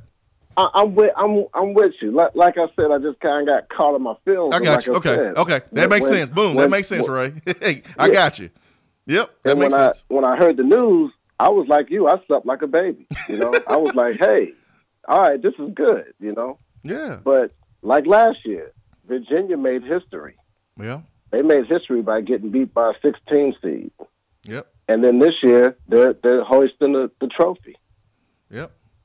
So you can't jump the gun. I guess the last caller said that he was he felt like we underachieved. Well, maybe we did, but we didn't do a Virginia. So what's the chances now? What if Grant Williams does come back? And then what if Bone tests the waters and he does come back? And then we're looking at a situation where we could be the next Virginia. You know what I mean? Yeah, could. I mean, anyway. Thank you, Ray. Appreciate it, man. First time calling, man. I appreciate you, Swain. Thank you so Y'all much, have man. a good day, man. Thank you so much. Like, folks are like, well, he underachieved. So what are you trying to say? You trying to say you ready to let him go? You trying to say he not worth more money? I mean, I'll ask the same thing that I think you and I kind of talked about a week ago after they lost. When did Tennessee become an Elite Eight, Final Four program year in and year out? Never. And that's not to say that this team shouldn't have made it further than they did. They should have. But let's not pretend like Tennessee has these ridiculous expectations that Rick Barnes hasn't lived up to. Based off of the recruiting classes Rick Barnes brought in when he first got to Tennessee, he overachieved with that group. Tennessee basketball never should have been to the point where it was this year with the group of guys he brought in when he got here. Like, if Rick Barnes is recruiting a bunch of Josiah James year in and year out Tennessee, and he can't get past Sweet 16, man, this is a different conversation, okay? This is a different conversation. But he has done this with players who are not in the top 100. We got to move on because we got to get to Chris Lowe. Let's get to Vol Nation and then Jay. No, we got Vol Nation and Jay are going to call back. Okay. We got Chris right now. Oh, we got Chris right now? Sorry, Vol Nation, Jay, man. We'll get to you later. Chris Lowe is in the building. Chris, now, I don't do this much, but when I do, it means something. And I have offered Rick Barnes to pay for his dead end next time he is there for returning, Chris. And I'm going to honor that for sure. Good morning. How you doing? I'm doing great, Jason. Man, I talked to Coach. He said that he is will be checking in with you today to collect. All right. Well, I'm ready, man. I got all my. He's got a lot. Hey, he's got a lot of food coming. Say that again. He's got a lot of food and drink coming across Knoxville. I know. I saw it. And baseball tickets. Yeah, I saw that. You know that big old wine bottle that you can purchase and drink some wine. After you drink all the wine, you can use it to save coins, and I've done that over the years. So I have a huge bottle of coins that I can take to Coinstar or something like that, and flip out some cash, and then I can use that to take care of Rick Barnes' meal at Dead End BBQ. So I'm good. I'm ready to go. Yeah. No, it's a this whole thing is a win for Tennessee. Because Tennessee had a lot of wins in athletics over the last. Seemingly the last decade. Yep. But it's a win to me. It transcends just winning on the court. To keep a guy the caliber of Rick Barnes, who's meant so much to the university and the community, the basketball program, the way Rick goes about his business, the way he, the kind of program he's built, the culture, and what he's meant to so many different people in the community. Rick does so much for so many. He does it. Some of it's been out there in the public, some of it hasn't. But he is we talk all the time, Jason, about fit, guys and gals being fit at schools and jobs. I mean, Rick's a perfect fit for Tennessee. And, selfishly, because, I had a chance to spend a lot of time with Rick this year when he would come over and visit with Tony White at the hospital. And, we didn't talk a lot of basketball, to be honest with you. We talked a lot about a lot of other things, but he's a wonderful guy. And I'm glad, I hope he's at peace there. And I think this is a tough decision for him because UCLA, in his mind, whether you agree or don't agree, is one of those true basketball blue blood traditional powers. And he's got one final chapter to write in his career, whether it's 3, 4, 5 years, 6, whatever. And I think it's one of those things he felt like he owed it to himself to really think about. If this is something he wanted to do, if this is something that he didn't really look at seriously, would he regret it for the rest of his life? I think much like a lot of us when opportunities come your way. I don't think he ever saw this coming. It wasn't something he pursued. They came hard after him. And I know it was a decision that he wrestled with. I think at the end of the day, every coach wants to know that you have all the ingredients in place to win at the highest level. And I think the way that Coach Former and Randy Boyd stepped up, and not just the money that he's going to get, the additional money he's going to get in his contract, but the thing for his staff, the security for his staff, multi-year deal, some other things to bring the kind of stability and strengthen the overall program that he wanted to do, which Tennessee's made a lot of strides. It's not like Tennessee has just sat on the hands. And I want to be clear on that. So some people try to say that they sat on their hands, and that's not true. If you had a chance to go there and look at their locker room facilities, they're as good as any I've seen. They've spent a lot of money. They've done a lot of things for basketball. I think in this Rick's courtship with UCLA, and everybody's going to say it was all about leverage. That's not true. And everybody says, well, it's never about money. Everything's a little bit about money, right? Yep. You get right down to it, everything's a little bit about money. But I know he feels very, very good about the way Tennessee stepped up and did some things for the program, the overall program, and gave him some things that he feels like will only bolster that program going forward and help them get to where he wants to get and where all Vol fans want to get to. Chris, is it true that UCLA did not want to step up and pay the $5 million buyout? And had they been willing to pay the $5 million buyout, is Rick Barnes Tennessee's basketball coach this morning? Well, I think there was some conversation about that buyout. I know that was that's a big. J.B. Dixon at TCU's buyout was $8 million, and I think when they offered Rick $5 million a year at UCLA, and my understanding is that most of that was guaranteed. Now, I think in conversations about the buyout, that goes sometimes. Well, we'll take care of it, and maybe we'll do it over time, or we'll take part of it out of this part of your salary. I think there were some what do you want to say, snags or conversations about that buyout.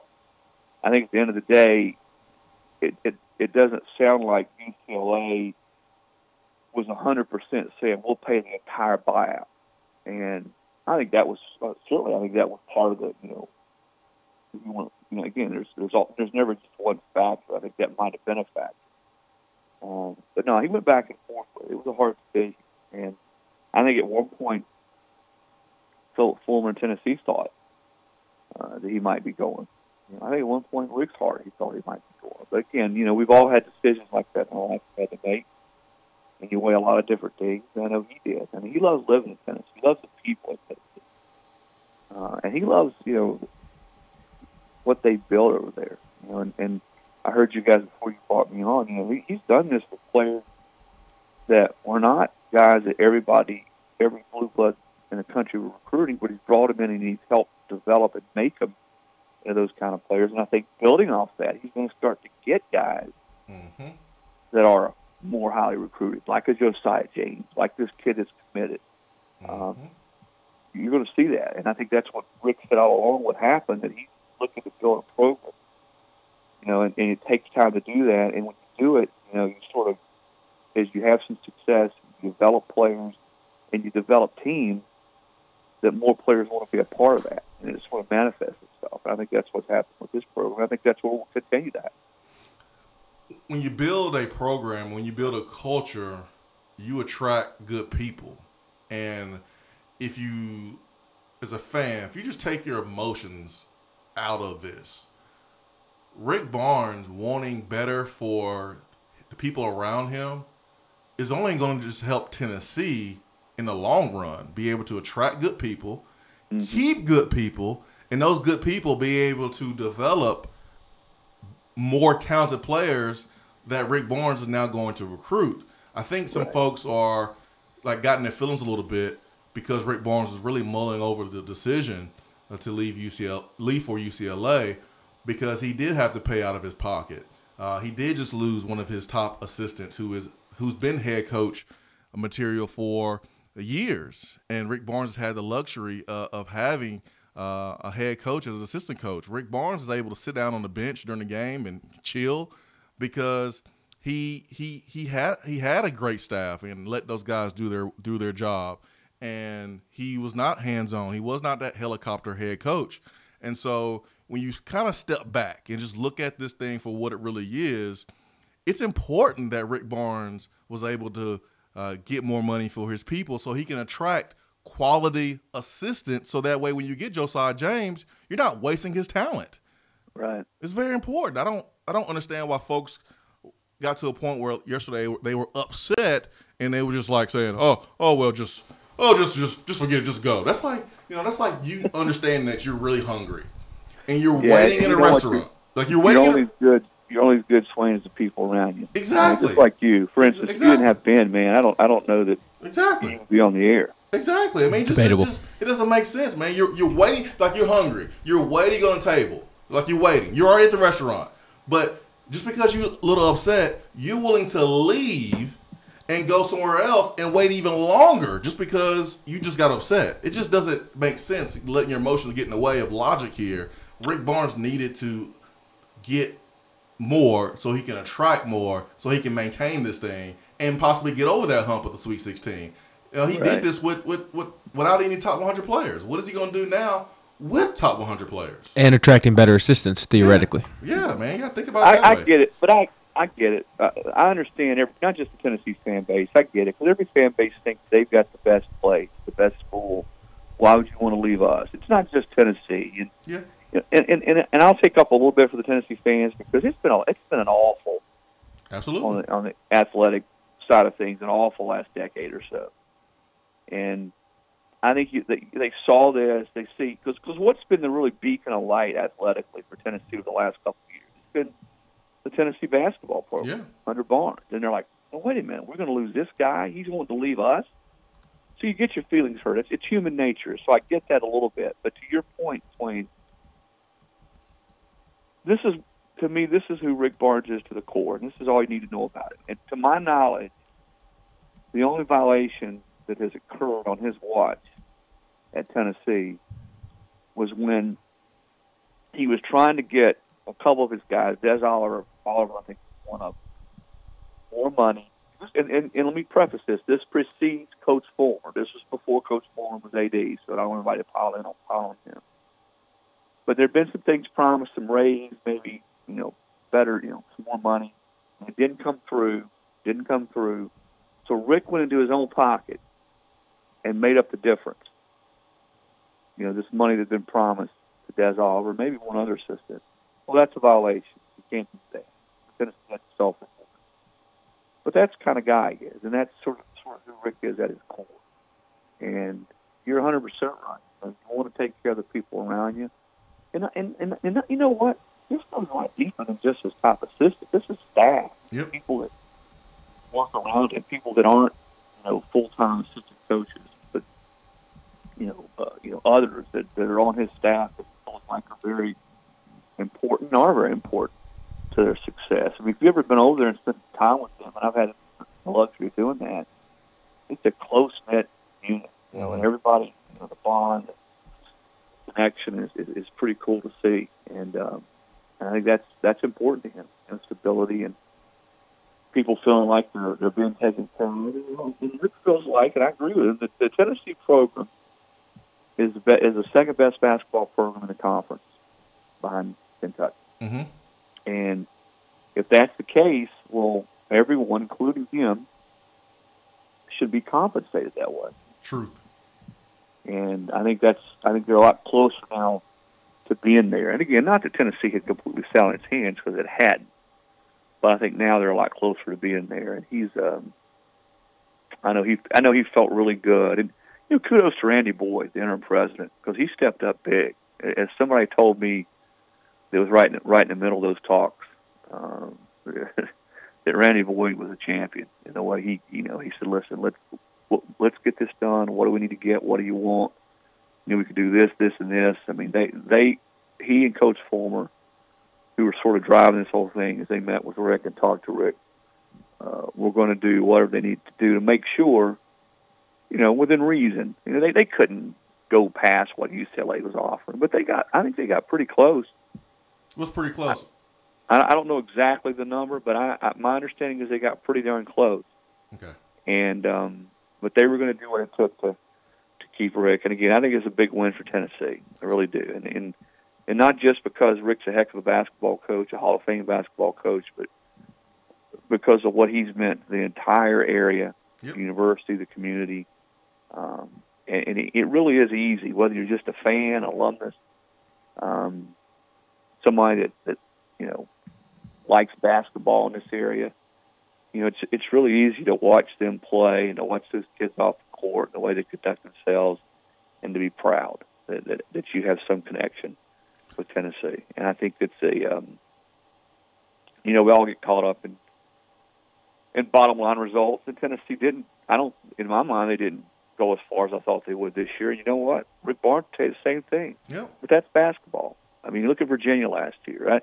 To me, that's the best story in college sports in a long time, that they had this historic exit, dubious historic exit last year, of one losing to the 16th for the first time ever. And there were pot shots and negativity and people making fun of them, and, media all over the country writing about how, typical Virginia gag. What do? They don't listen to any of that BS. They come back and they win the national championship the next year. To me, that is what sports is. And that's why sports is so awesome, is the enduring lesson. And Swain, you played it at the high level.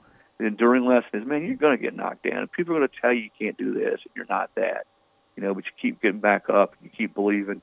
And in team sports, you bond and you come together and you get it done. And I love that story. I love what Tony Bennett was able to do with that team this year. Chris Lowe, ESPN here in the Swain Event. Tennessee got some good news in addition to Rick Barnes staying, and that is they have found their women's basketball coach, and that is Kelly Harper. How did they settle on Kelly Harper with so many names that we've heard? And I'm sure they had a big pool of names that they were looking at and talking to. But how did they decide on Kelly Harper? Well, I know she was really impressive in her interview, and I think the fact that she bounced back, she didn't have a great tenure at NC State, but the way she bounced back, and again, talking about perseverance and doing things the right way at Missouri State and getting that program to the Sweet 16 was impressive. And I think the reality, too, Tennessee was not going to pay $1.5 million for a women's basketball coach. Now, I know some people will say, well, why not? Well, they just financially where they are and some of their commitments, they just weren't going to do it. And, if you're going to get and see, here's the other thing is, and this happens in football too. I mean, we've gone through this football searches, and other schools have. It's very rare that a coach, an established coach, at a program that's winning at a high level and has all the resources, whether it's women's basketball or football, leaves that program or situation, goes somewhere else. You know, and everybody says, why don't you go get Kim Mulkey, or why don't you go get the guy at Louisville, or, you know, that rarely happens. So I think those are all factors. And, you know, I know Pat loved Kelly. Kelly was one of Pat's favorites. The way she played, the way she competed, the way she thought out on the court, the way people rallied around her, her teammates. And I think that's, you know, is went through a search and talked to people and talked to Kelly. I think that was something that sort of came to the forefront about her. She knows this place. She understands what the standard is. And everybody's going to say, well, Holly did too. And I don't think it was just a matter of staying within the Lady Vol family. I mean, it didn't hurt. But I think there were a lot of factors. But I think Kelly was somebody. I think they talked to Carol Lawson as well. You know, for another former Lady Vol who's almost as big a star in the media as you are, Swain. Stop. And I think Carol was very impressive. Not only she didn't have the coaching background that a Kelly Harper would have, but there was some good candidates. I think they impressed a lot of them, but ultimately they settled on Kelly. And I know that, put it this way, you know what it means to her. Just like I always said about Coach Fulmer. Was Coach Fulmer the best coach to ever coach? No, he was a darn good one. But I can promise you this, it didn't mean more. It meant as much to him to be the head football coach at Tennessee as it did anybody. And I would say the same about Kelly. You know how much it means to her to come back here to her alma mater, the program that her coach Pat built, and try to get it back to where everybody wants it to be. Any insight into the nepotism law here in Tennessee? Kelly Harper's husband. You got her husband on staff. Yeah, husband's on staff at Missouri State. I don't know. That's somebody mentioned that to me, Swain. I don't really want to. I'm not sure on that, what it is. Yeah. That will be interesting to see what those laws are, and I haven't really looked into it. But, if that's going to impact, whether or not, that they can continue with that situation. Yeah, I heard it too, and so there's no one better to ask than ESPN's own Chris Lowe, man. I heard it so much. Well, I don't have an answer for you on that one. I can tell you a lot of things. I can tell you who was who wore number one better than any other football player in the history of Tennessee football. Don't do that. Don't do that. I have the answer. Michael Pilardi. Dude, people are going to take that serious, and then you're going to get a whole, it's the great barrage Jason tweets. Swain. I can tell you who picks up more tabs at the at Dead End BBQ more than anybody else. That's Swain, and especially when he orders banana pudding for everybody at the end of the meal. But I can't. That's one question I can't answer for you, Swain. Is gotcha. What the nepotism laws are in Tennessee. Gotcha, man. I just saw your name so much yesterday on ESPN, man. Strolling on the ticker. Feinbaum. Golly, I know. And I met your dad a couple weeks ago. Man, I know he's so proud, man. He's so proud. He got a famous son. Yeah. Well, I'm proud of my dad, and I've said this so many times. Any sliver of success I've had in life is because of my mom and dad and the way they raised me and everything they gave me and the foundation and Christ. And I miss my mom every day, but I was so glad that you were able to meet my dad. He really had a great time meeting you. And as much as he enjoyed meeting you, Swain, he enjoyed your wife and your girls even more. Yeah, they're good. They're special, man. They're special. So it was good times there at Dead End BBQ. Don't let those girls grow up too fast, brother. Oh, I'm not. It happens fast. I'm not, man. I'm not. I enjoy it, man. I take pride in being a father more than anything else. I talked to T the other night. I had a chance to talk to T on the air, and I reminded him that everybody knows him as number 17, is T. Martin.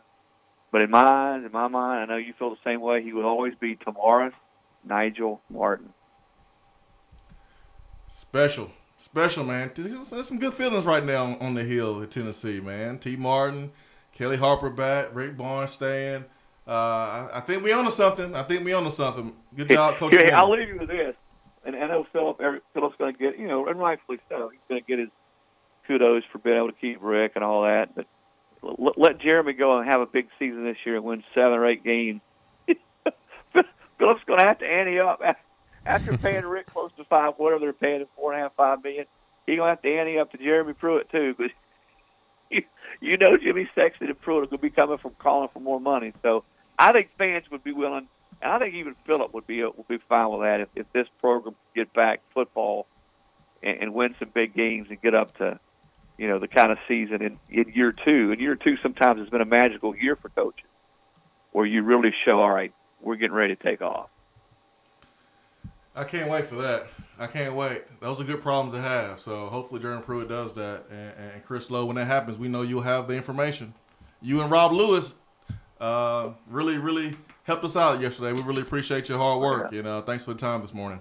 All right. What time are you buying my lunch, today or tomorrow?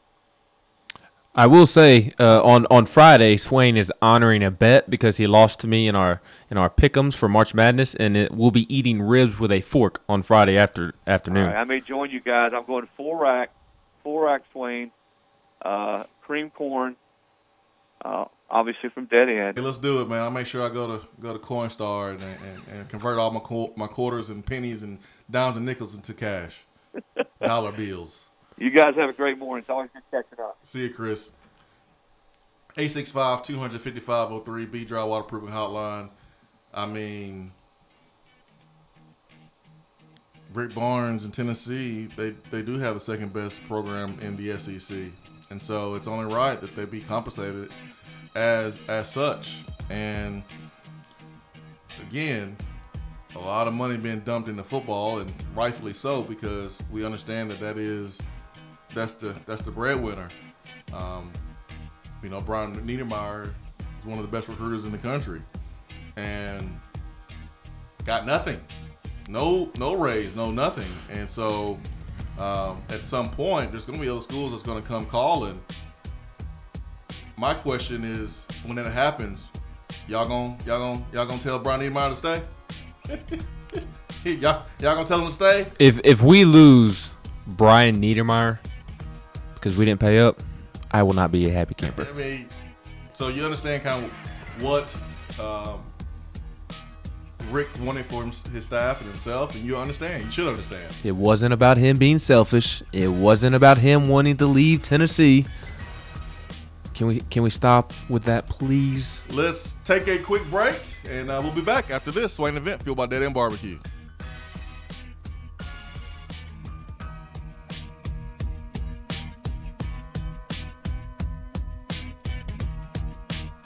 While the other guys are taking guesses, the Swain Event is taking you behind the scenes and in the huddle every morning from 7 till 10 right here.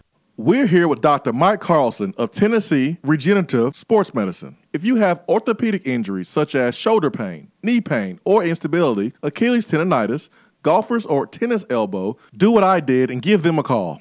Yeah, Jason, we specialize in regenerative non-surgical orthopedics. So we treat damaged ligaments, tendons, and joints, including things like rotator cuff injuries, knee instability, elbow problems, as well as foot problems like plantar fasciitis, Achilles, things of that nature, by injecting with stem cells and what's called PRP, or platelet-rich plasma. And this form of treatment we do under ultrasound, so we know we have our target. And it also stimulates the body's own reparative process, and this allows for the healing of damaged tissue. And as you well know, I mean, numerous professional and collegiate athletes, guys like Steph Curry, Tiger Woods, and even yourself with your ankle injury, have been using this form of treatment for years. And so we offer that same type of treatment here in East Tennessee. Visit them on the web at trsportsmedicine.com. Tennessee Regenerative Sports Medicine, East Tennessee's leader in regenerative therapy. Top 100 Barbecue Restaurant Dead End BBQ is the best place in Knoxville to get your barbecue fix. With new specials and a new menu, there is something for everyone. Monday, Tuesday, and Wednesday, try the Smokehouse Stew. Thursday through Saturday, the Hillbilly Chili is where it's at. Don't forget the half-off wings on Tuesdays from 4 to 8 p.m. and the salmon plate on Friday. The people spoke and Dead End listened, adding Dead End Society favorites like the Bernie Mac, Randall's Kitchen Sink Burrito, and the Barbecue Cheddar Meatloaf to the menu full time. Whether it's a game day or any day, at Dead End BBQ, the mouth-watering barbecue search is over. We have all made the mistake of dropping or breaking our smartphones. See? But did you know that you can have it repaired for a fraction of the cost it takes to replace it? Well, you can, because iDrop is the area's leading mobile repair store, home of the 1 hour or less phone repair, 1 year parts warranty, and #1 customer service. Broken screens, cracked cameras, charging ports, batteries, you break it, we'll fix it. If you didn't break your phone, protect it with one of our leading accessories such as LifeProof, OtterBox, UAG, Incipico, Caseology, and Spec. Visit our West Hills location at 7115 Kingston Pike between Office Depot and Hardee's, or call 865-888-9740 and speak with our trained technicians to see how we can get your phone working today.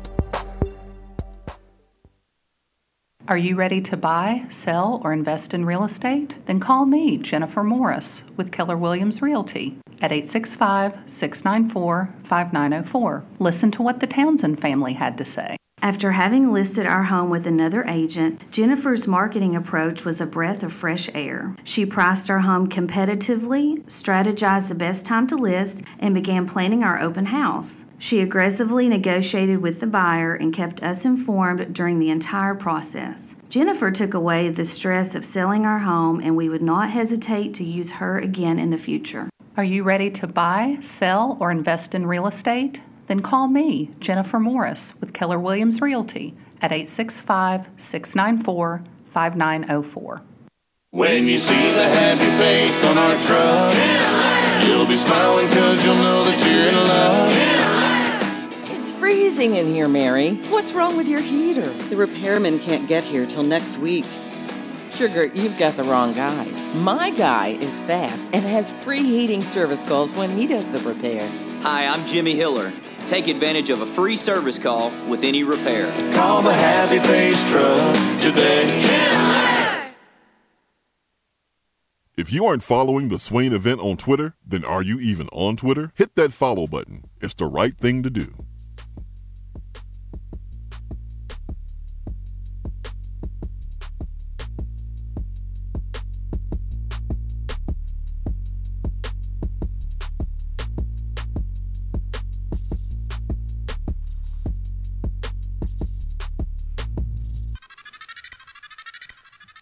Hiller Plumbing, Heating, Cooling, and Electrical,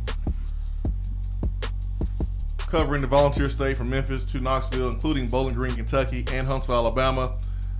15,000 plus online reviews with a 4.8 average customer rating. That means there's a lot of people happy about their service from Hiller. Follow them online, happyhiller.com, or on Twitter at happyhiller. Go to the website. Look at their program, see how you can save money by taking advantage of their true transparency pricing. That is Happy Hiller. Happy you'll be, or the service is free. And that is an actual guarantee, guys. And girls, 865-250-503, B-Dry Waterproofing Hotline. Virginia wins the national championship yesterday. Such a cool story. Very cool story. Losing to a 16 seed, first team ever to do so. And then they come back and win a national championship. That's awesome. And the way they won it, I mean, 3 games where it tested their toughness, their grit, their focus, their ability to execute in pressure-packed situations. I mean, they made plays in games that was decided by a point, games that were decided in the last 5 seconds, games that were decided in overtime. And I agree with Chris, man. It's probably the coolest story right now in sports. And, you know, I just, when people are like, man, we got bounced in the Sweet 16. Yeah, man, that's disappointing. But what are you saying? Are you saying that you don't want Rick Barnes here? Because the margin of between victory and defeat is so small. It's not like Duke with Zion, Cam Reddish, all these NBA players losing in the Sweet 16. Man, this is a group of guys that were below the top 100 ranking threshold, and Rick Barnes took them, developed them, and got them to this point. 3 guys that will be fighting for a spot on an NBA roster, and Jordan Bone, Adam Schofield, Grant Williams. Yeah, I mean, not locks to be on a roster, but they will have to fight and earn their way onto a roster. I mean, disappointing? Absolutely. You know, did they underachieve? Yeah, sure, absolutely, whatever. But don't cross that line of just of not having perspective and really losing like a true understanding of where we are as a program and where we can go. Like if Tennessee this year, if they go and win 8 regular season games, we're gonna be happy, right? I will be happy as bleepity bleep. What if they win 7 regular season games? I'll be happy with that. Why are you gonna be happy? That's meeting this year's expectations. Based on my personal expectations, I guess. What goes into your expectation? I mean, there's factors, Just right? the fact that I think the schedule doesn't appear to be in April as tough as it has been in years past. I think both sides of the ball have gotten better. I do think the offensive line will take a step forward. I've said it 1,000 times. I think if Jarrett Garantano is provided time to throw the football, he can be a heck of a quarterback in this league. And you have weapons at receiver. I would argue that Tennessee's trio of receivers, Marquez Callaway, Juwan Jennings, Josh Palmer, can go up against any trio of receivers in the SEC. And then you look at Tennessee's defensive backfield. Tennessee does have talent this year. If Tennessee wins 7 or 8 games, we'll be happy. And here's what I'm meaning to illustrate here. You're gonna have a lot of freshmen playing. You've had a lot of freshmen playing last year, and the older guys that you have, it's not like the NFL teams are coming to watch them every day in practice. Nope. So if you win 7 or 8 games, you're gonna be happy based on what we have versus the teams that we're going up against, who will probably have a little bit more as far as experience and as far as the talent. So let's say 2 years passes and Alontae Taylor and some of these guys are upperclassmen, and you've had 2 or 3 back-to-back top 5 and top 10 recruiting classes, and the depth is there. Is the expectation going to be 7, 8 wins in the regular season, or is it going to be more? It'll be make it to Atlanta. Okay.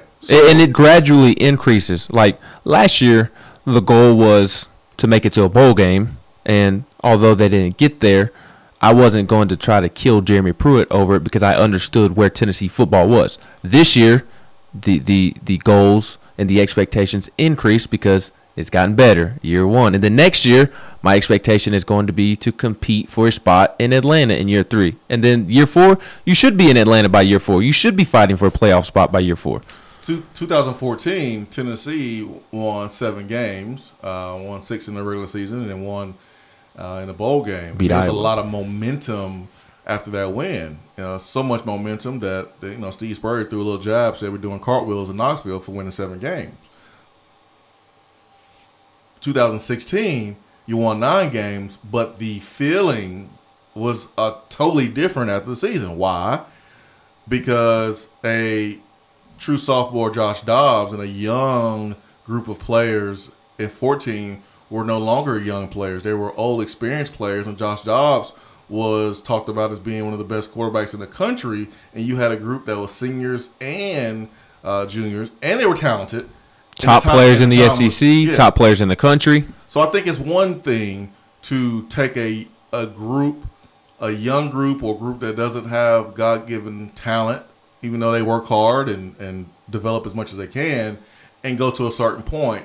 It's another thing to take a group of guys who have more God-given talent and experience, and they don't achieve. So let me know when Rick Barnes has a group of kids who come in physically more gifted, and then they develop and they have everything ready to rock and roll, talent, everything, and then they come up short in the tournament. Then I think I would say, okay, yeah, let's really talk about this. I mean, let's talk about this. But you're certainly disappointed that Tennessee lost when they did in Sweet 16. I totally understand. But let's not go overboard here and cross that line of suggesting that Tennessee could do better than Rick Barnes right now, because what you'll be doing is risking 80 or 90% for the 20 or 10% you don't have, and what will happen is you'll wind up with 10 and 20%. So let's be smart here. Like those folks who got emotional yesterday, and for some reason was like, well, he can just go. Well, okay, all right. So that last 20%, which would have been Elite 8 berth or a Final Four berth, so you okay with making a move just because we didn't reach that this year to go get a guy who probably won't even get us to the Sweet 16. So you just gotta be careful what you ask for. I would be surprised if Tennessee could have gone out and gotten a better proven head coach than Rick Barnes. Tennessee could have hired a great up-and-coming coach, but there's no guarantee that up-and-coming coach will be as successful as Rick Barnes. There's no guarantee that the up-and-coming coach will get Tennessee to the Sweet 16, win an SEC title, produce a 2-time SEC Player of the Year. So I don't know. I'm also the type of person that I try to see the positive in everything. So you're not going to hear me complain about Tennessee's basketball coach choosing to remain in Knoxville over a blue blood. You're not going to hear me complain about it. No, I'm good. Ken said, yeah, that's insane. Tennessee's trio of receivers is in the middle of the SEC tops. False. In no way do they stack up with the best in the conference. Juwan Jennings is solid and reliable. Callaway flashes occasionally and also disappears. And Palmer has shown very little. You know what, Ken? I think that's fair to say. I think I don't know if I'll put them in the middle of the SEC tops. I think starting them somewhere in the middle right now is fair, and then let's see what they do this year. I think I disagree. I think there are a lot of SEC coaches that would take Juwan Jennings, Marquez Callaway, Josh Palmer. After Alabama, I think there are a lot of coaches that would take those three as their starters. I think all three are NFL receivers that are going to play a long time in the league, and I think a lot of SEC coaches would love for them to be their starting receivers. Well, I'm taking Ken literally what he's just saying. Juwan Jennings is solid and reliable. That's true. Callaway flashes occasionally and also disappears regularly.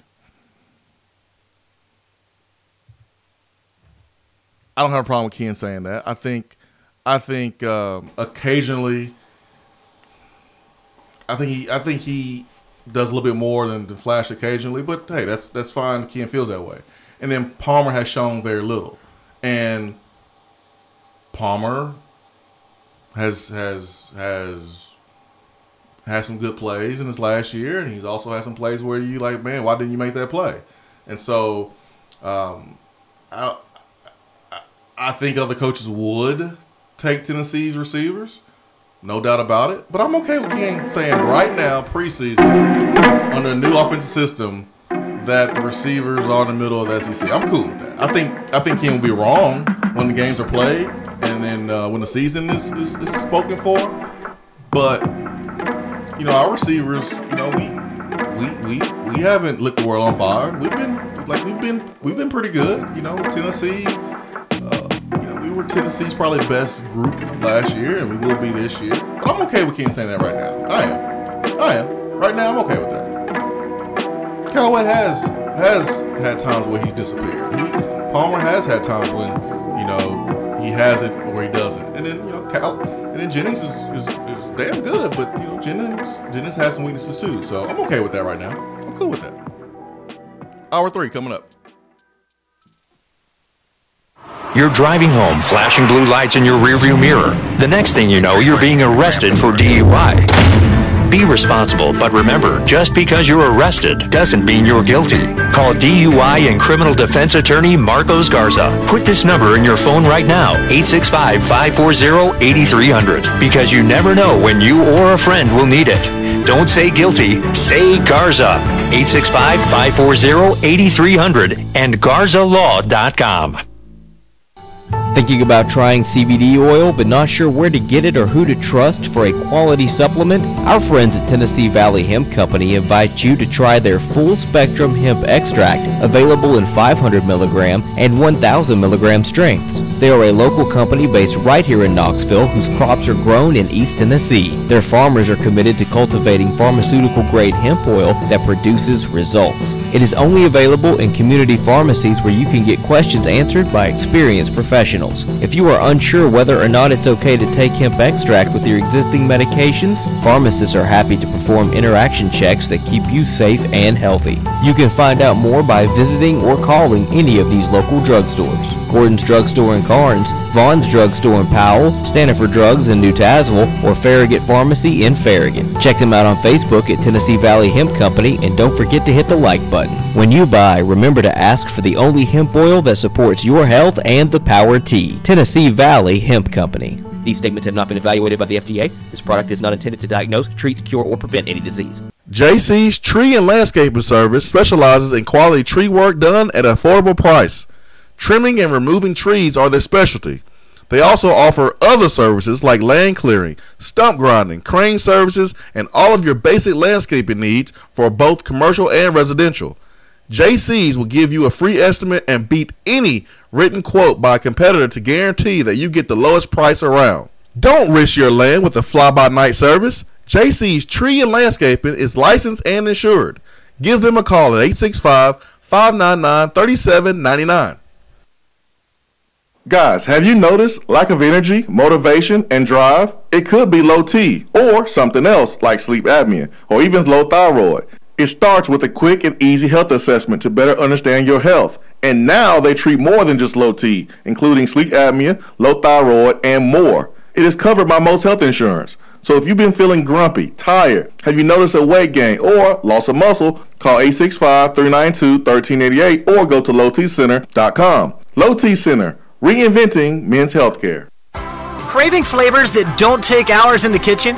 Mrs. Grissom's cheese spreads and chicken salads are the perfect go-to. Ready-to-eat meals and snacks found in the meat or dairy section at your local grocery store. Whether you crave the classic Mrs. Grissom's pimento cheese or the gluten-free select varieties like the cranberry pecan chicken salad, enjoy small-town flavor in every bite. Select the best. Select Mrs. Grissom's. Small town, like a small town when I'm with you.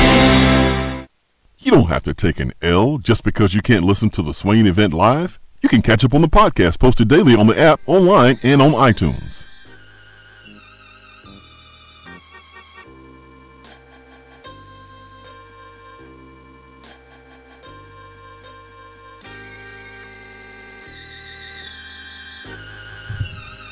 Eight 865-255-03 B-Dry Waterproofing Hotline. Let's get to Titans Bill on the B-Dry Waterproofing Hotline. Titans Bill, good morning. Good morning, Jason. I'll tell you what, I believe that Coach Barnes made a wise decision by staying put. Because I feel if he took the UCLA job, he would have felt more pressure there than he did here. Well, pressure is not a bad thing, Titans Bill. And California is an overrated state. Well, pressure is not a bad thing. I mean, pressure, makes you better. I just, the same reason why I said that, we have 80-90% what we need with Rick Barnes. There's no reason to want someone else in search of the last 20 or 10. Well, same can be said about Rick Barnes. Tennessee has 80-90% of what you need, and there's no reason to try to search for the last 20 or 10 in UCLA just because of their blue blood, because you may get there and realize that they don't even have the 80 or 90 that you thought they were going to have. Tennessee has enough to compete for a national championship. They really do. Tennessee can go do what Texas Tech has done. Tennessee can do what Virginia has done. They can do that. I believe that Tennessee has enough money there to hire them an A1 quality head women's basketball coach. Coach Fulmer, if you're going to go the Dollar General route, then rehire Holly Warlick. I get this gut feeling, and I have this feeling right here in my gut, that it's going to be Kelly Jolly Harper. And if that's the case, then I would say he's rehired Holly Warlick. So you feel in your gut that Tennessee is going to hire Kelly Harper? I believe so. You think they're going to do that? If I'm wrong, it ain't the first time, but I don't believe I am. You know what, Titans Bill? What? You're not wrong, because they just hired Kelly Harper. That's been reported yesterday and this morning officially that that's going to happen. And I will say this, Titans Bill, about the dollar store route that you referred to. When you look at the athletic program as a whole, and you look at the commitment that we've made to football and the assistant coaches and strength coach, and then you look at what we just committed to with Rick Barnes, I mean, can we really expect for us to go out and pay $1.5 million for a women's basketball coach if we don't have to? I mean, at some point, the situation of it is, speaking of pressure. Well, at some point, the money does pressure is run going out. to be more on her than it is on Rick Barnes. That's how I look at it. Well, I mean, that's something to think about. I don't know if we can sit here and say one would have more pressure than the other. I think the pressure will be really high on both, to be honest. I mean, Kelly Harper's the coaching pressure in is going to Tennessee. be really on Coach Fulmer. Think about that. Well, this is SEC athletics type, Bill. There's pressure on everybody every single day. Well, we'll see. The bottom line, if you want to know how I feel about the hire, I'll tell you what, it stinks to high heaven. We'll see. Titans Bill is on one way to find out, man, and let's see what she does. That's for sure. Titans Bill. I hope she makes me eat crow. But I hope she does too, man. I totally get why someone would look at her record and resume and kind of hold their nose up and not think it was a great hire. I totally understand it. I get it. But let's see what she does. Let's see what she does here. Like, she lost at NC State. She got fired. Bill Belichick got fired with the Browns. Pete Carroll failed with the Patriots. Coach Calipari failed with the New Jersey Nets when he was in the NBA. Nick Saban wasn't all that great with the Dolphins. He wasn't lighting the world on fire at Michigan State. So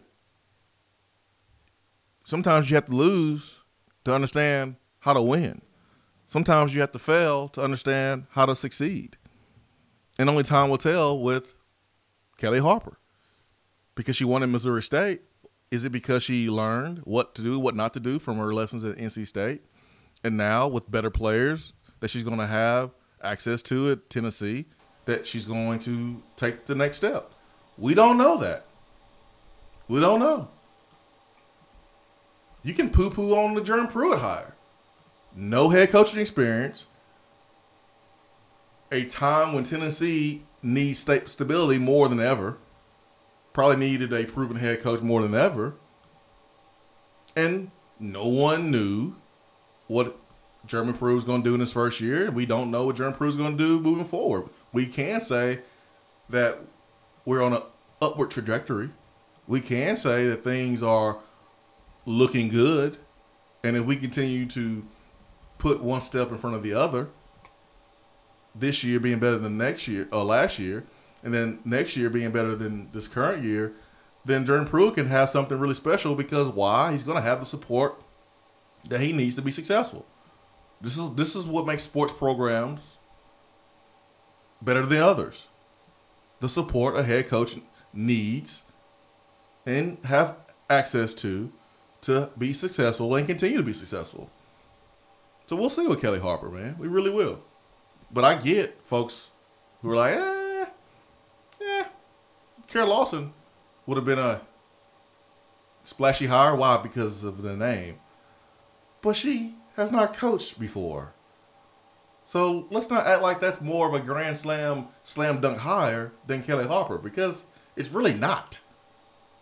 Both candidates, both coaches have a few knocks on them. One hasn't coached before. The other has had 2 spots where they're coach, and one's been successful at one place, and that same one got fired at another place. Let's just let it play out. Let's see what happens. Let's get to Vol Nation. Vol Nation, good morning. Morning, family. How y'all doing now? Good, man. How are you? I'm doing great, man. Doing great. I think you guys are hitting the nail on the head. I think looking at both of these, well, one, in a sense, recommitment and one hire. We're talking about Kelly Jolly Harper. When you look at Rick Barnes, I think the UCLA opportunity was a validation for Rick Barnes as an elite coach. And I think it was a wake-up call and a test for the University of Tennessee pertaining to their athletics department. And, Rick Barnes, obviously, is one of the probably top 10 coaches in the country. He just won the Naismith Coach of the Year, took us to the Sweet 16, bringing in elite players, and you got a blue blood that wanted him. Now, he might not have been their first choice, but he was on the list. And I think we passed because the ability to keep Rick Barnes showed that we had a deeper commitment to the basketball program, to Rick Barnes, to his staff, and all coming through Show Me the Money, which I'm sure we'll find out more about that later. And I think the passionate pursuit that Coach Fulmer or AD Fulmer actually had, going and sitting down and saying, okay, what do you want? Let's work this thing out because we want to keep you. I think that was important. It was a huge win for us. Once again, like I said, over a blue blood institution that is known for basketball, that, hey, it kind of is a validation for us, toward elite players coming here, assistant coaches, our brand, and what we're probably being seen around the country as, and saying, hey, not only is Tennessee a football school, but they have a athletic department, and they have basketball, and they have baseball, they have a lot of other things. And I think, for the SEC as well as, because you've seen kind of the landscape of, everyone in the SEC starting to upgrade their coaching staff. Us holding on to Rick Barnes, I think, was huge. Being able to hold on to these recruits that we had coming in, as well as being able to, I believe it's going to impact the decision of Grant Williams, because I know Grant Williams, education is a huge deal to him. Mm-hmm. Getting his degree is a big deal to him. Mm-hmm. And so, having Rick Barnes coming back, having the opportunity to compete, because relationship is 90% of everything. And I think they're building a culture here. And you've seen it on the videos and things of that nature. And I think through that culture, it'll probably put a demand on him and a desire to want to stay, regardless of maybe where he is in the draft, even though I wouldn't, it wouldn't hurt me if he left, especially if he's a first-round draft pick. But it just depends on how willing and ready he's ready to leave this program, leave the institution when he sees something special brewing, right here in Knoxville. Does that make sense? Makes perfect sense. Yeah, and then looking at Kelly Jolly Harper, I'm kind of excited about it. Not saying anything about the previous coach, but and she didn't have maybe as much experience as Work had, but she is a 3-time national champion, 96 through 98, which is a little bit more closer to this age group of these kids coming in. They remember that. I remember that, And Pat mentioned in the article how she was one of the best point guards and floor generals she's ever coached. She played under Pat when Pat was in her prime, and so she's in her mind, she knows what things are supposed to look like. She's very cerebral. She's a winner. She's passionate about her craft, her sport, and building relationships with these players, and I think all of that's going to help. And then looking at the nepotism law in 1990, July 1st, they created this law, and what they stated was that basically no employee in an institution who has a relative shall be placed within the same direct line of supervision. Mm-hmm. So that means that person can't be directly under them, but they can do something within the institution to prevent that, then that person can be on staff. So what that probably means, which I don't know if they'll do this or not, is if he decides to come or she wants him to be here, he would just not be under her directly. Mm-hmm. He could be placed under someone else directly. So that way, it wouldn't, the benefits and the money and everything else, she wouldn't be in control of all that pertaining to him. That makes sense. Does that make sense? Yep. And I got a message about that law and how Rolf and Karen Weekly, and they're basically co-coaches because one's not directly under the other, too. So yeah, that makes sense for All Nation. All right, so I'm excited about it, man. I think it was a slam dunk pertaining to keeping Rick Barnes and the future of the Tennessee program, and I'm excited about Kelly coming in and seeing what she can do. Just like you mentioned, I think you hit the nail on the head when you talked about Pruitt coming in. We trusted Coach Fulmer to go out there and find someone that could put a program back together and create a foundation so we can move forward in the football program and be successful. And I think even though his sport is not basketball pertaining to that, I believe he knows what winners look like. Yes. And I believe he knows what he's looking for in a coach. And I think what he did was he went out there looking for a particular model, a particular prototype. And just like he found Coach Pruitt, I believe he's found Coach Kelly.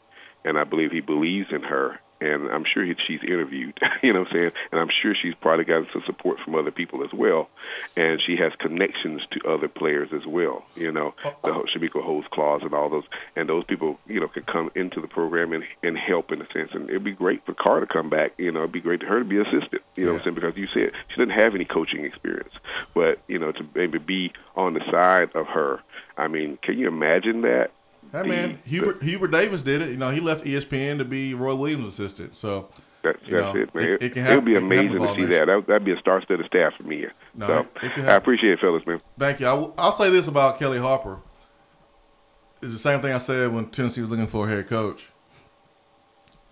You need a guy, or a girl, or a woman, or a man, to be a coach that, number one, understands how to lead men and women, young men and women. That's the most important dynamic with Kelly Harper. She's going to attract really good players.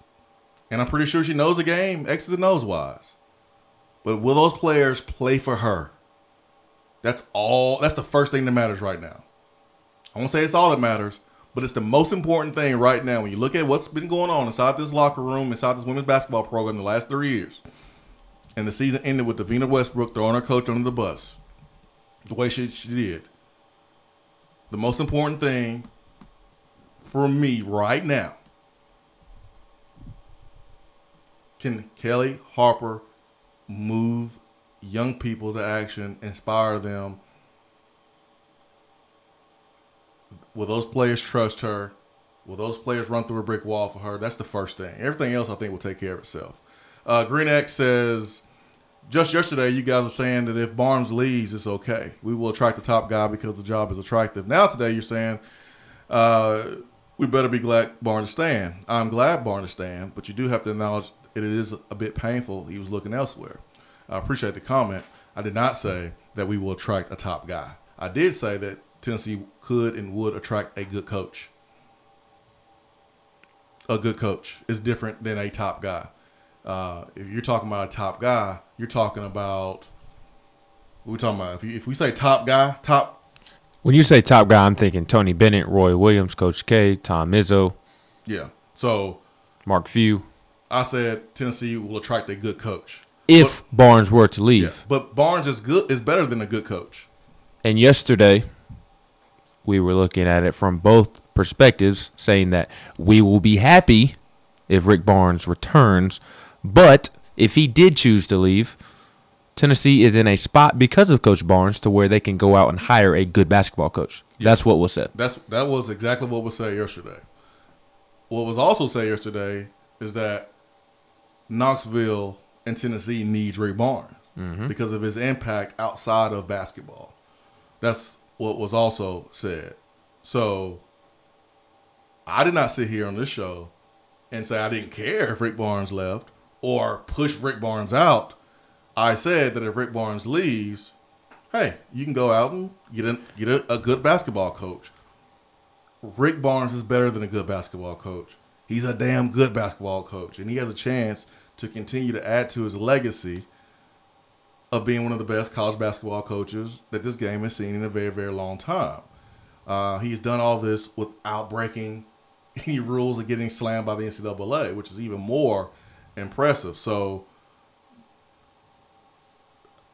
I don't know what you heard there, but that top guy was not ever used yesterday. And no, it does not hurt my feelings that Rick Barnes looked elsewhere.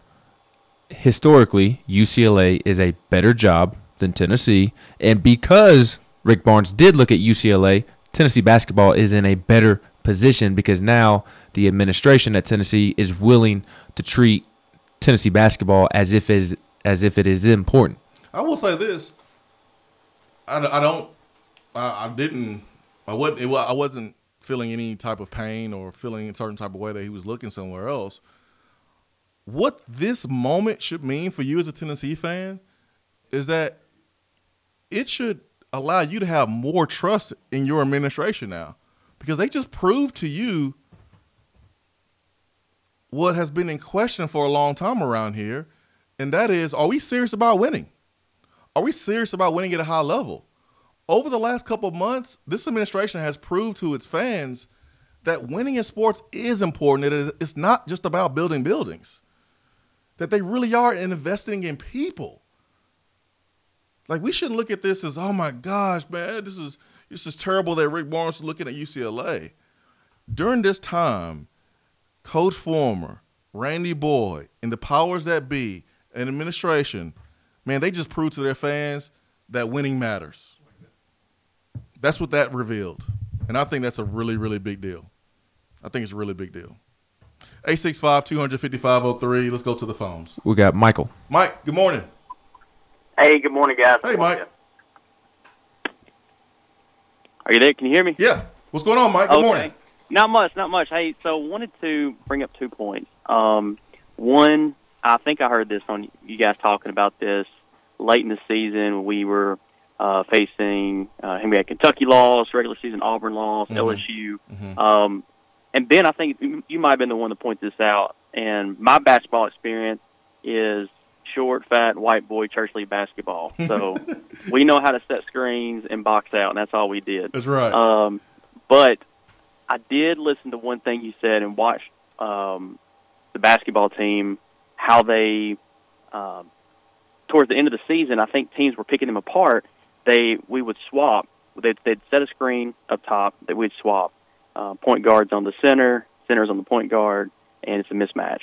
I think what really got me to buy into Rick Barnes, he fixed that late season against top level competition. He did that prior to going to the Sweet 16. I think he did that in the SEC tournament. We played Mississippi State. I think we just demolished them. Played a great Kentucky team, beat them. And we lost to an Auburn team that the LA Lakers were going to lose to, and Grizzlies would have got beat by them. Everybody would have lost. How dare you? The Grizzlies would have beat them. Grizzlies own them. So there's 2 points. There's that. My other thought is, I think that Rick Barnes is a good coach. I think he's building it in a way that reminds me, and I hate to even bring this up, and it's really sad to even bring this up, but he reminds me of a Clemson-esque situation. He's doing it with integrity. He's doing it with building a family-type structure, just solid guy. And watching Virginia last night reminded me of a few years back. You guys, Ben, I bet you can name the guy. Memphis had a transfer. I think he's a power forward. And I think Tennessee was in on him a few years back. Kansas. He ended up transferring to Virginia. No, you're talking about the big white kid that they had. Yeah. He's from Memphis. He's from Memphis. He went to Memphis, and then he transferred to Virginia. That's right. I know you're talking about. Yeah. Yeah, his best years were at Memphis. But anyway, long story short, what they Austin did in Nichols. Virginia, Austin Nichols, that's him, yeah. But what they did and how they built it up, and watching them win last night was great. But I could see Tennessee doing that over the next, I don't know if it's next season, but if they continue this trajectory, I think that just the odds of them making the Final Four, winning the championship over the next 5 or 6 years, I can see it. I don't know about you guys, but I think this is a huge deal to keep Rick Barnes. I agree. Why not? I mean, why not Tennessee? I mean, you look at the landscape of college basketball, and you see the Jay Williams and Jay Billises talk about because of the NBA rule, because of the one and done rule, and all that stuff, that we're gonna get used to seeing Final Fours like we've just witnessed, where it's going to be teams who are experienced. It's going to be teams that don't have the top 100 one and done players like we've seen in the past. And how does that not benefit Rick Barnes and benefit Tennessee? It certainly does. Look at Texas Tech. Look at Virginia. Look at those two teams playing for a national championship. Why can't Rick Barnes do what Chris Beard did this year at Texas Tech? Why can't he do it? And that's going to take a lot of a lot of it is luck. You look at Virginia and how they won. I mean, it takes being lucky, injuries, and ball bouncing your way. But why not? Why not? And you made a really good point bringing up Dabo Swinney. Dabo proved that you can win without the Nick Saban hammer you down emotionally, physically style of coaching. And Nick Saban is the best ever. But there's other ways that you can win, and Dabo Swinney proved that. So I like the comparison with Rick Barnes and how he does his business here at Tennessee. Look at Clemson and how they do their business there with Dabo Swinney. I think that was a really good line there. More of the Swain Event continues after this.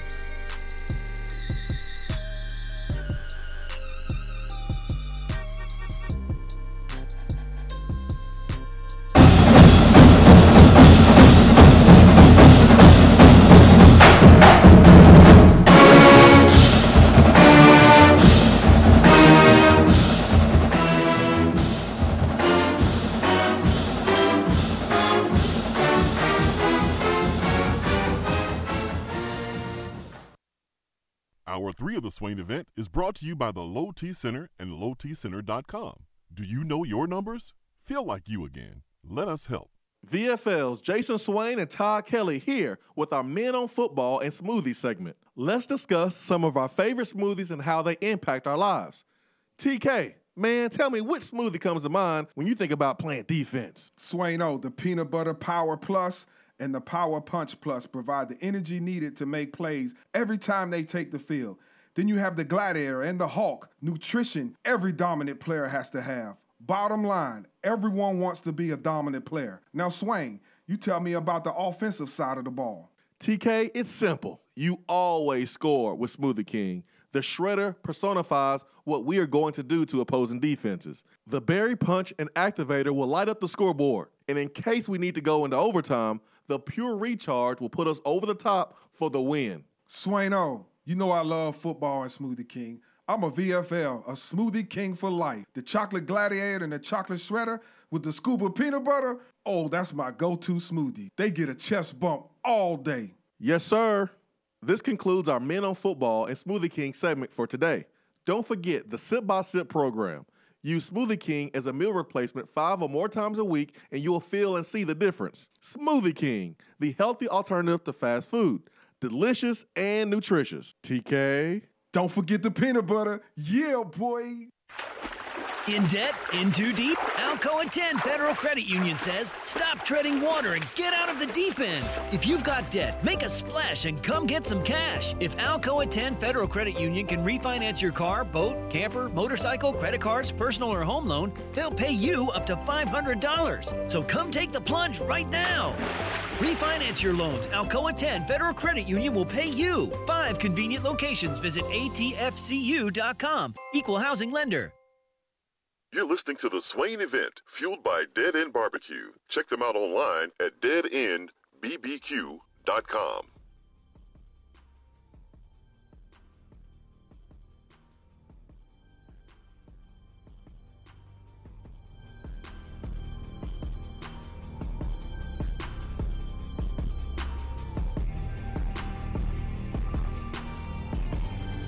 We are back, 8:50 a.m., 100.9 FM, Rocky Top Sports. 8:50 a.m., 100.9 FM, Rocky Top Sports here on the Swain Event. Brave Volunteer says, different situation, Swain. With Pruitt, we were in desperation mode with the whole issue with Kirby being fired and Fulmer stepping in. No top candidate was going to touch this program. I think Brave Volunteer is referring to me talking about the Lady Vol program and us going out and getting Kelly Harper, getting a coach that we're not going to pay a bunch of money for, and a coach that some folks may feel it's a underwhelming decision. You have to kind of understand where we are as an athletic program too, though. The two programs that probably deserve to get their coaches paid and their staffs paid right now are football and basketball, men's basketball, because of what Rick Barnes has done so far. We understand the prestige and the Lady Vol brand, and but they don't need a bunch to win at a high level. Out of the three, they need the least amount to win. They have the talent, and they've recruited at a high level with Holly Warlick. When these recruits have seen the previous year dysfunction inside the program and inside of a locker room, they still came. And that's happened like 2-3 times. So there's talent here. Kelly is going to be able to recruit just like Holly. So the women's basketball program actually needs less than Pruitt or Rick Barnes. So do you really need to go out and pay for Jeff Walls and pay him $2 million when you probably don't have it, and you probably don't need him to take a step in the right direction? I mean, listen, I get it. All the sports are important. We've said that on the show so many times, but again, you're getting ready to drop the bag off on men's basketball. You've already dropped the bag with football. I understand. I understand the high. I just do. Well, and there is a positive right off the bat in the sense of Avina Westbrook announced Friday, I believe it was, that she entered her name into the transfer portal. Kelly Harper played point guard at Tennessee. Avina Westbrook plays point guard. I would think that Kelly Harper could really help Avina Westbrook grow in her position and grow as a leader on the court and off the court. So hiring Kelly Harper may entice Avina Westbrook to take her name out of the transfer portal, kind of like what you saw with Kyra Lewis at Alabama and Nate Oates. And then on top of that, Tennessee is bringing in the number 2 overall player in the country, a 6'1" guard, Jordan Horston, who is also, I believe she plays point guard. She may play off the ball, but I believe she plays point guard. Kelly Harper, theoretically, that should be a selling point for Jordan Horston to stick with her commitment. Well, technically it's not a commitment. She signed her letter of intent, but it should be incentive to stick with Tennessee because Tennessee's bringing in somebody that played that position at an elite level. Kelly Harper's first test is how she recruits Avina Westbrook. Mm-hmm. Because if she can make Avina Westbrook buy in 100% and we see the best out of Avina, Kelly Harper's going to be just fine in Tennessee. Again, she's going to be just fine. The problem with Holly Warlick was never about getting talent to Knoxville. It was always more. It did have a little bit to do with coaching, but more so to do with her not being able to really communicate with her team on and off the floor. And I think if Kelly Harper can do that, she would be perfectly fine here. Yeah. Tremel from Chattanooga says, can we say we're kind of a blue blood? I mean, we beat a blue blood twice this year. Was number 1, and a blue blood wanted our coach that kind of is blue blood-esque, right? No. We can't until Tennessee makes the Final Four. You got to win a championship, man. Win a championship and make multiple Final Fours. You can't be a blue blood unless you win some championships, period. So, and not SEC championships. Yeah, you got to win. You got to win national championships. That's, yeah. Yeah, we can't lower the bar just so we can step over. No, we gotta go jump over it. We gotta win championship first. 865-250-503 B-Dry Waterproofing Hotline. Who we got next? We have Michael and Buck Nasty, but to be honest with you, I forgot which one was on the line, so I'm going to click one and think that it's Michael. Coin flip. Michael, is this you? Zach. Oh, Zach. I'm sorry. I told Swain right now. I apologize. Mike was last. We have Mike, and I'm sorry. I apologize, Zach. Zach, good morning. It's all good, man. Good morning, guys. How y'all doing? Good, man. How are you, Zach? Doing good. Hey, Kelly Jolly, what do you think she'll do as far as the staff? You think she'll hang on to Lockwood and the one she's got here, or she got people she's bringing with her? I really don't know. I really do not know what she's going to do. I mean, Ben I wonder mentioned- about that. Well, Ben mentioned this earlier. I think we all can agree that if Kelly Harper is not a Lady Vol, does she get a phone call? Probably not. So I think it's safe to say that she's going to have a staff that's going to have some former players on it. I mean, Holly's staff has some former players on it, and those are good assistant coaches. I don't know if Kelly can come in and say, "Hey, we're gonna fire all the Lady Vol assistants who play here and bring in my own people." I don't know how that's gonna work with the Lady Vol alumni base. I don't know if that's gonna work. Was there not a report out there that there's a possibility of Kara Lawson being an assistant coach, or am I just making that up? I thought I saw that would be cool. I don't know that if would be cool. But if I'm Kelly Harper, do you really want Kara Lawson as an assistant coach? And if things don't go your way in year 1, year 2, then the entire fan base is going to be calling for Kara Lawson. If you're Kara Lawson, why would you want to leave what you're doing right now to be an assistant coach? That's fair, but maybe it's her. It's kind of like Chris Burke. Remember, Chris Burke was thrown up there for the Tennessee baseball job, and really what snagged that up was the fact that he hadn't had any coaching. So maybe Kara views this as an opportunity to get her foot in the door, serve as an assistant for a couple of years, and then maybe jump to a head coach. In another school first, probably. Yes. Yeah. So hopefully it would work like that, because quite frankly, if Kara Lawson did become an assistant coach with the Lady Vols and then was a head coach in 3 or 4 years, probably means things didn't go well with Kelly Harper. Yeah. If I'm Kara Lawson, man, I'm staying where I'm at right now. Yeah. All right, guys. I appreciate it. Thank you. Thank you. Let's get to Buck Nasty next. Buck Nasty, good morning. What's going on, Swaino? What's up? What's up? I want to run a little scenario. Hey, Buck Nasty, we got some background, some feedback there. So if you got the show pulled up on the phone or the background, cut that for us if you don't mind. How we sounding now? A little bit of echo. Yeah, it sounds okay. Okay. I was calling. I was wanting to run a scenario by you. All right. All right. Let's just say, for instance, you're Papa Phil, and Ben owns a chain of pilot gas stations or Flying J's or whatever. Okay. And y'all are looking for a coach. Y'all are a co-host. Yeah, just personally for the show. Mm-hmm. Y'all know I've interviewed for the show. Mm-hmm. And you swing for the fences for Mafia, which would be the Gruden hire, and you don't get him, but so you have to settle on old Buck Nasty. Well, a couple of years go by, I come in, and y'all are developing me a little, and we're having some good times. I've had some pretty good calls. And then it minus or minus, it gets a little better, gets a little worse, but then all of a sudden old Buck Nasty comes in there. And we take the show and we make it the best in Knoxville. That's right. That's right. Just out of left field. It's out of left field. All right. Well, the next year, we do even better. And all of a sudden, old Buck Nasty wins co-host of the year. Ooh. And people are cheering my name, and it's just awesome, Everything's going real good. Yeah. Well, all of a sudden, the L.A. Times calls old Buck Nasty and wants me to be writing up sports articles for him because of my vast knowledge and comedic relief that I provide. Uh-huh. All right, then they make me a well of an offer. That's something I have to discuss with Miss Nasty about, and I don't know that we can turn it down.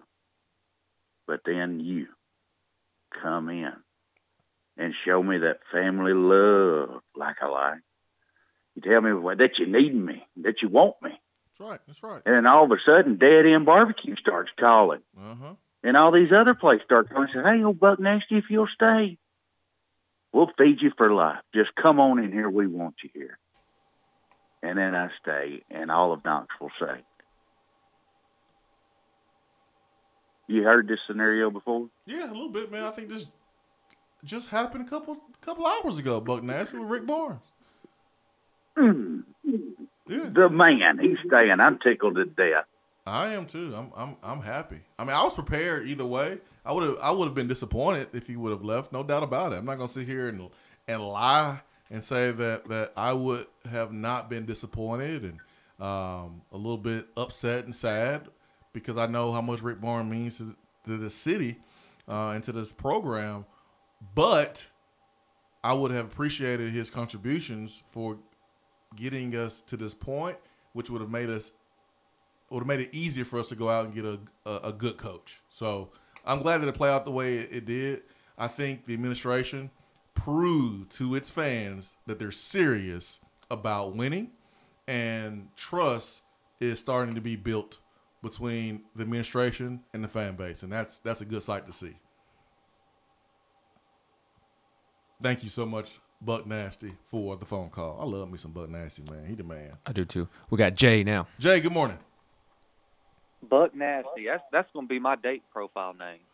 On Tinder or yeah, on well, I mean, Farmers Only? Plenty of fish, something like that. You know what I mean? Yeah, I got you. Get on there, So, guys, Ben, are you the one that asked Chris about the buyout? I did. With Chris Lowe. Mm-hmm. Right. So that's what I wanted to ask y'all about. I saw Tony Basilio talking about it last night, and I saw Rob Lewis mention that basically the buyout, UCLA paying the buyout could be a stumbling block. But if UCLA pays it, Rick Barnes is going to leave. And so, that was a good question, Ben, because that's kind of what I'm wondering, guys, is will that change? If that is the case, if Rick Barnes would have left, if UCLA could have just handled the buyout, does that change anything for you guys? Does that change the way that Tennessee fans view him? Because there's a difference between I'm not mad that he talked to UCLA. I understand how the coaching business works. And if he just said, you know what, UCLA, no thanks. I know you're willing to do whatever to get me there, but no thanks. I'm staying here at Tennessee. Tennessee's going to show me they're committed, and I'm going to stay committed to them. Fine. That's perfectly fine.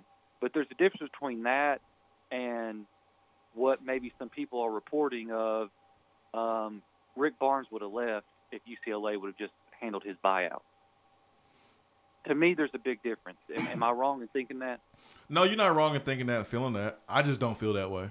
I want to know, when did Tennessee pony up? Did Tennessee pony up before, that stumbling block occurred, or did it take, UCLA being unwilling to pay that buyout for Tennessee to pony up? Well, that's what I don't know. But to me, I'm wondering, well, does Rick Barnes, he really actually wanted to be at UCLA. They're the ones that screwed it up more than Rick Barnes just wanted to be at Tennessee.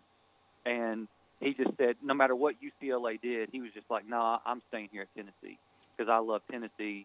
Or is it, the only reason I'm not at UCLA is because they just couldn't pay my buyout. If they would have paid my buyout, I would have left. To me, there's a big difference. Jay, you're not wrong for feeling that way, but this is how I look at it. Because I've actually went through the same thing in my head, looking at the buyout number and UCLA not being able to pay it. Right. For me, it's simple. For Rick Barnes, if I'm Rick Barnes, I have earned the right. I've earned the right to say, give me what I need to take the next step to win a national championship, something I haven't done before. Right. And Rick Barnes has earned the right to say that. And so for me, it's really simple. Show me your commitment to winning at a high level. Mm-hmm. And that commitment includes my salary. It includes my staff's salary. And you can throw in the buyout as well, because, again, that's a commitment to getting him and winning. And so if Rick Barnes really wanted to go to UCLA, he could have, if it's in Rick Barnes, it's not all about his money. It's about his staff money. We've seen Rick Barnes give up some of his money to pay assistants. Rick Barnes could have said, hey, I'll eat some of the buyout too, if he really wanted to go to UCLA too. Right. That's how I look at it. And because I was just thinking about like with Jamie Dixon and TCU, and I'm thinking if I'm a TCU fan, I'm thinking, hold up a minute, man. You was trying to leave us, and now you're coming back because they won't pay your $8 million buyout. You can't just come back and it be all roses now. Like if you wanted to leave, fine. But I was just thinking, like, how would TCU fans feel about what Jamie Dixon did? Because he obviously wanted to leave, but UCLA just wouldn't pay that buyout. So now he comes back. It's a little awkward now that you come back, because the only reason you came back is because They went. So that's just kind of what I was thinking. But at the end of the day, I think it's best for Tennessee. He stayed here. Lord knows we don't need another coaching search, and it brings stability to the program. And I'm all for investing in men's basketball. I think Tennessee is a good men's basketball job, and I think it's a job you can win at. Yeah, you got to invest. It just it doesn't bother me as much as maybe it bothers other people. I totally understand if folks who were 100 miles per hour for Rick Barnes, who may be at 90 or 80 now. I understand it. Yeah, I get it, but I just don't feel that way. And just because, maybe it is true what Jay is saying that, Rick Barnes was set on going to UCLA and until the snag up with the buyout. But just because he was set on going to UCLA there for a time, and even Chris Lowe said it, that he was going back and forth with the decision, and at one point he thinks that Rick Barnes felt in his heart of hearts that he was gone. That doesn't mean that he doesn't want to be at Tennessee. Both things can be true. I mean, I think just the fact that Rick Barnes had to wrestle with the decision all day long and it was kind of going back and forth, I think that does show that he really loves Knoxville, and it was going to take a lot to pry him away. We don't know what Tennessee offered. Right, and like I said, I want to know, did Tennessee pony up before the buyout issue, or was it after? Because if it was before and then Rick Barnes still was like, okay, I still want to go to UCLA, that does make me feel a little funky. That still does make me feel a little funky. And we don't know, like, the back and forth that took place before Tennessee got to that number or that deal where Rick Barnes was okay with. I mean, you can be at your job and you could be making, let's use $5 an hour just for an example, okay? We know that's not a lot, but whatever. $5 an hour. You could be doing an awesome job. You have helped the company improve leaps and bounds. You know it's time for a raise. They know it's time for a raise for you. It's a difference. If that company comes to you and says, hey, we know that you're doing a good job. Here's your raise. We're going to offer you 10 cents raise. And then you say, no, I want more. And they go, okay, all right. How about 20 cents? No. How about 30 cents? So you're going back and forth all this time for just a little increase. Well, that company have just shown you that they don't really value you that much. And so you're thinking about leaving. But if you get that $5 and that company says, hey, we're going to give you $6 right now, and the jump is significant from what you're already making, man, that company is showing you that you're important. I use that example to say, I want to know, was Tennessee's final offer their first offer? Or was it like little baby steps to get to the final offer? Because if it's little baby steps to get to the final offer, if I'm Rick Barnes, I'm like, man, I ain't got time for this. I thought y'all were serious. Y'all ain't serious. Y'all trying to nickel and dime me the whole time. That's something that we don't know. We don't know how many offers it took for Tennessee to get to a certain package or number or whatever that made Rick Barnes feel like, okay, I'm good. Or did Coach Former on the first try go, hey, I know you're making 3.2 and your coach is making this. How about an extra $1,000? How about an extra $100,000? I mean, that would probably irritate me if I'm Rick Barnes. So we don't know.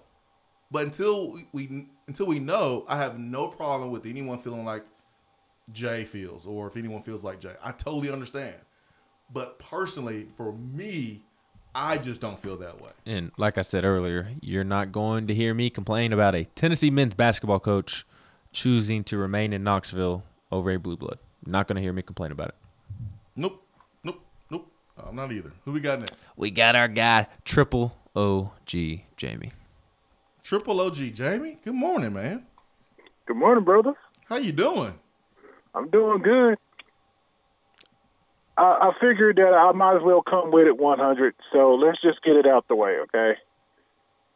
Some of y'all people got to stop being so butthurt. Stop it. Over this whole, well, I don't know what was offered and what wasn't offered. We're not agents. We're not in administration. Be a fan. Be a fan first. you ain't, you know what I mean, unless you in them inner circles, you be a fan. You keep you mind your business. You know, because keep in mind, and I hate to say this, but keep in mind, I want everybody to keep an open mind. You realize the team that just down the road in Nashville went 0-19, the first team to pull the Detroit Lions, plus the SEC tournament in the SEC. Their top assistant was making $1.2 million to go winless. And now that's just Nashville, right? And I'm just talking about that's Vanderbilt.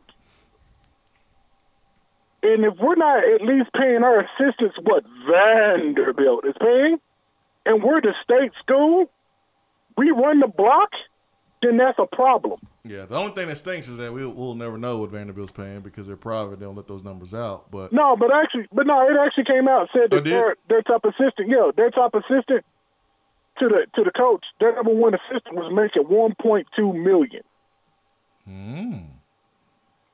So if your top assistant who just went to Georgia State wasn't making at least that, then maybe that's part of the problem. Maybe that's the reason why he went to go look around and say, hey, they're offering me $5 million. But then you also got to consider about the factors of Los Angeles, okay? Because $3.5 million here is basically $5 million there when you think about cost of living and everything else there. You also got to think about the circuit of players. I'd much rather try to go get a player out of Atlanta or Memphis than deal with the cesspool of AAU coaches and, LeVar, balls of California. Yeah, it's just my personal opinion. I think that's one reason why he was going back and forth with it. I want to be? Yeah. I think it's just really simple, Triple O, and I'm taking my feelings kind of. I'm not saying completely out of it, but I'm not letting my feelings speak for me here. I think if we ask ourselves, is Tennessee basketball right now the second best program in the SEC? What would we say? Yes. We say yes right now, right? For now, yes. Good answer. My next question is, do we want to continue to be the second best basketball program in the country? In the SEC, excuse me. Yes. I think to be honest with you, history says yes, and you should always be the second best next to Kentucky. Yeah. The answer is yes. You want to continue to be the second best program in the conference. It's going to take a lot of work to overtake Kentucky because of history and what they've done. We're not going to be overtaking Kentucky anytime soon. I don't think any of us will be alive if that happens. But I don't count on that happening. So we want to continue to be the second best basketball program in the SEC. And we've been successful versus Kentucky. We're talking about, championships and, tournament appearances. When we're talking about overall success, we've been successful versus Kentucky. But if we want to continue to be the second best basketball program in the conference and be consistent with it, then we have to treat our coach and our assistants like that. Period. And that's giving them the resources to be successful, whether it's support or monetary gain, or when it comes to bonuses or whatever. You look at A&M, and they just made a power move to bring in Buzz Williams. You look at Alabama, they brought in Nate Oates, and Nate Oates has not and will not command the money that Buzz Williams will command in year one. But if he's successful and he wins, then they're gonna pay him more money. Bruce Pearl has commanded a big time raise if he can weather the FBI stuff and the NCAA stuff, and he's clear. So everyone's fighting to be the second best SEC basketball program. Tennessee right now, they can say that, but we're trying to stay there. And if you want to stay there, man, you gotta show commitment to Rick Barnes and the staff. I think that's fair. Exactly. Triple O. I mean, Well, go ahead. I'll ask you on your way out. No, I'm just saying, stop complaining about, I don't know what he did in the meetings. Be happy that he stayed. Like you said, Ben, I am never going to shut down. I mean, after all, UCLA does have more men's national championships of 11 than anybody. That's more than Kentucky, more than anybody. They got the most national championships in basketball history. Mm-hmm. Okay, in that school, your coach saved compared to that history, that's a win for us. take your wins when you can get them, and that's a big time win.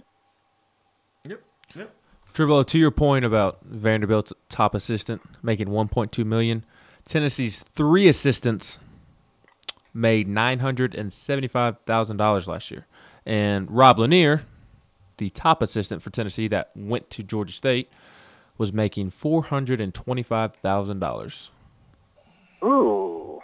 But how dare Rick Barnes be selfish and try to position himself in Tennessee basketball in a better situation? Yeah, how dare we complain? When we're competing against that, So that was my point. But on the way out, Ben, to answer the question that I know that you and Swain both wanted to know yesterday. Yes, it is I. I have returned. Now, I'm guessing your other Twitter account isn't coming back from the dead. It ain't.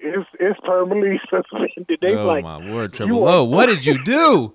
So for those who don't know what y'all two are talking about, Triple O G had his Twitter account suspended, and he's had to create a new one. Yes. Welcome back. Shaking my head at you. On your way out the door, don't the Steelers look better after Antonio Brown's out here looking like an idiot in the streets? Put it like this.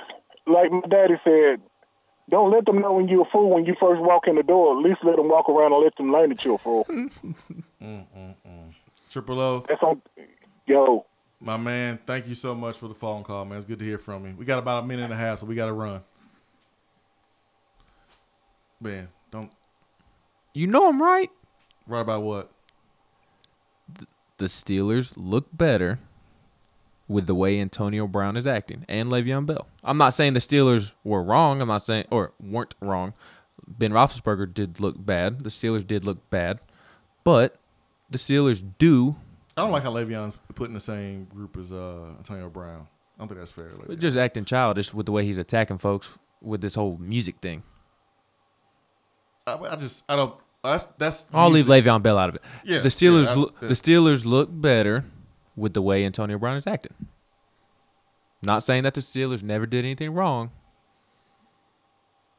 They look better that they allowed. Antonio Brown looks like a headache, and he does. So that's kind of all I'm saying. I don't want to end the show on Antonio Brown. Rick Barnes is back. That's the most important thing. And Grant Williams is announcing. Good decision, B. Is announcing. Well, I mean, we can talk about it next week or even tomorrow when we have more time. I'd be happy to debate this with you.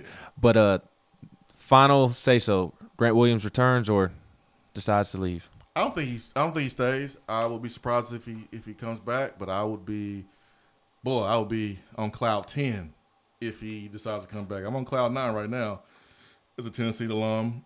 As a Tennessee guy, but I'll be on cloud 10 if Grant Williams comes back with Rick Barnes announcing the announcement being made a few hours ago that Rick Barnes is going to stay. I would be surprised, but I would be happy. But I don't think he stays. Do you think he'll go the Jordan Bone route, or do you think he'll make a decision one way or the other completely? Man, I think if you're a junior and you're not surefire Zion or Ja Morant, I think you take the Jordan Bone route and see what happens.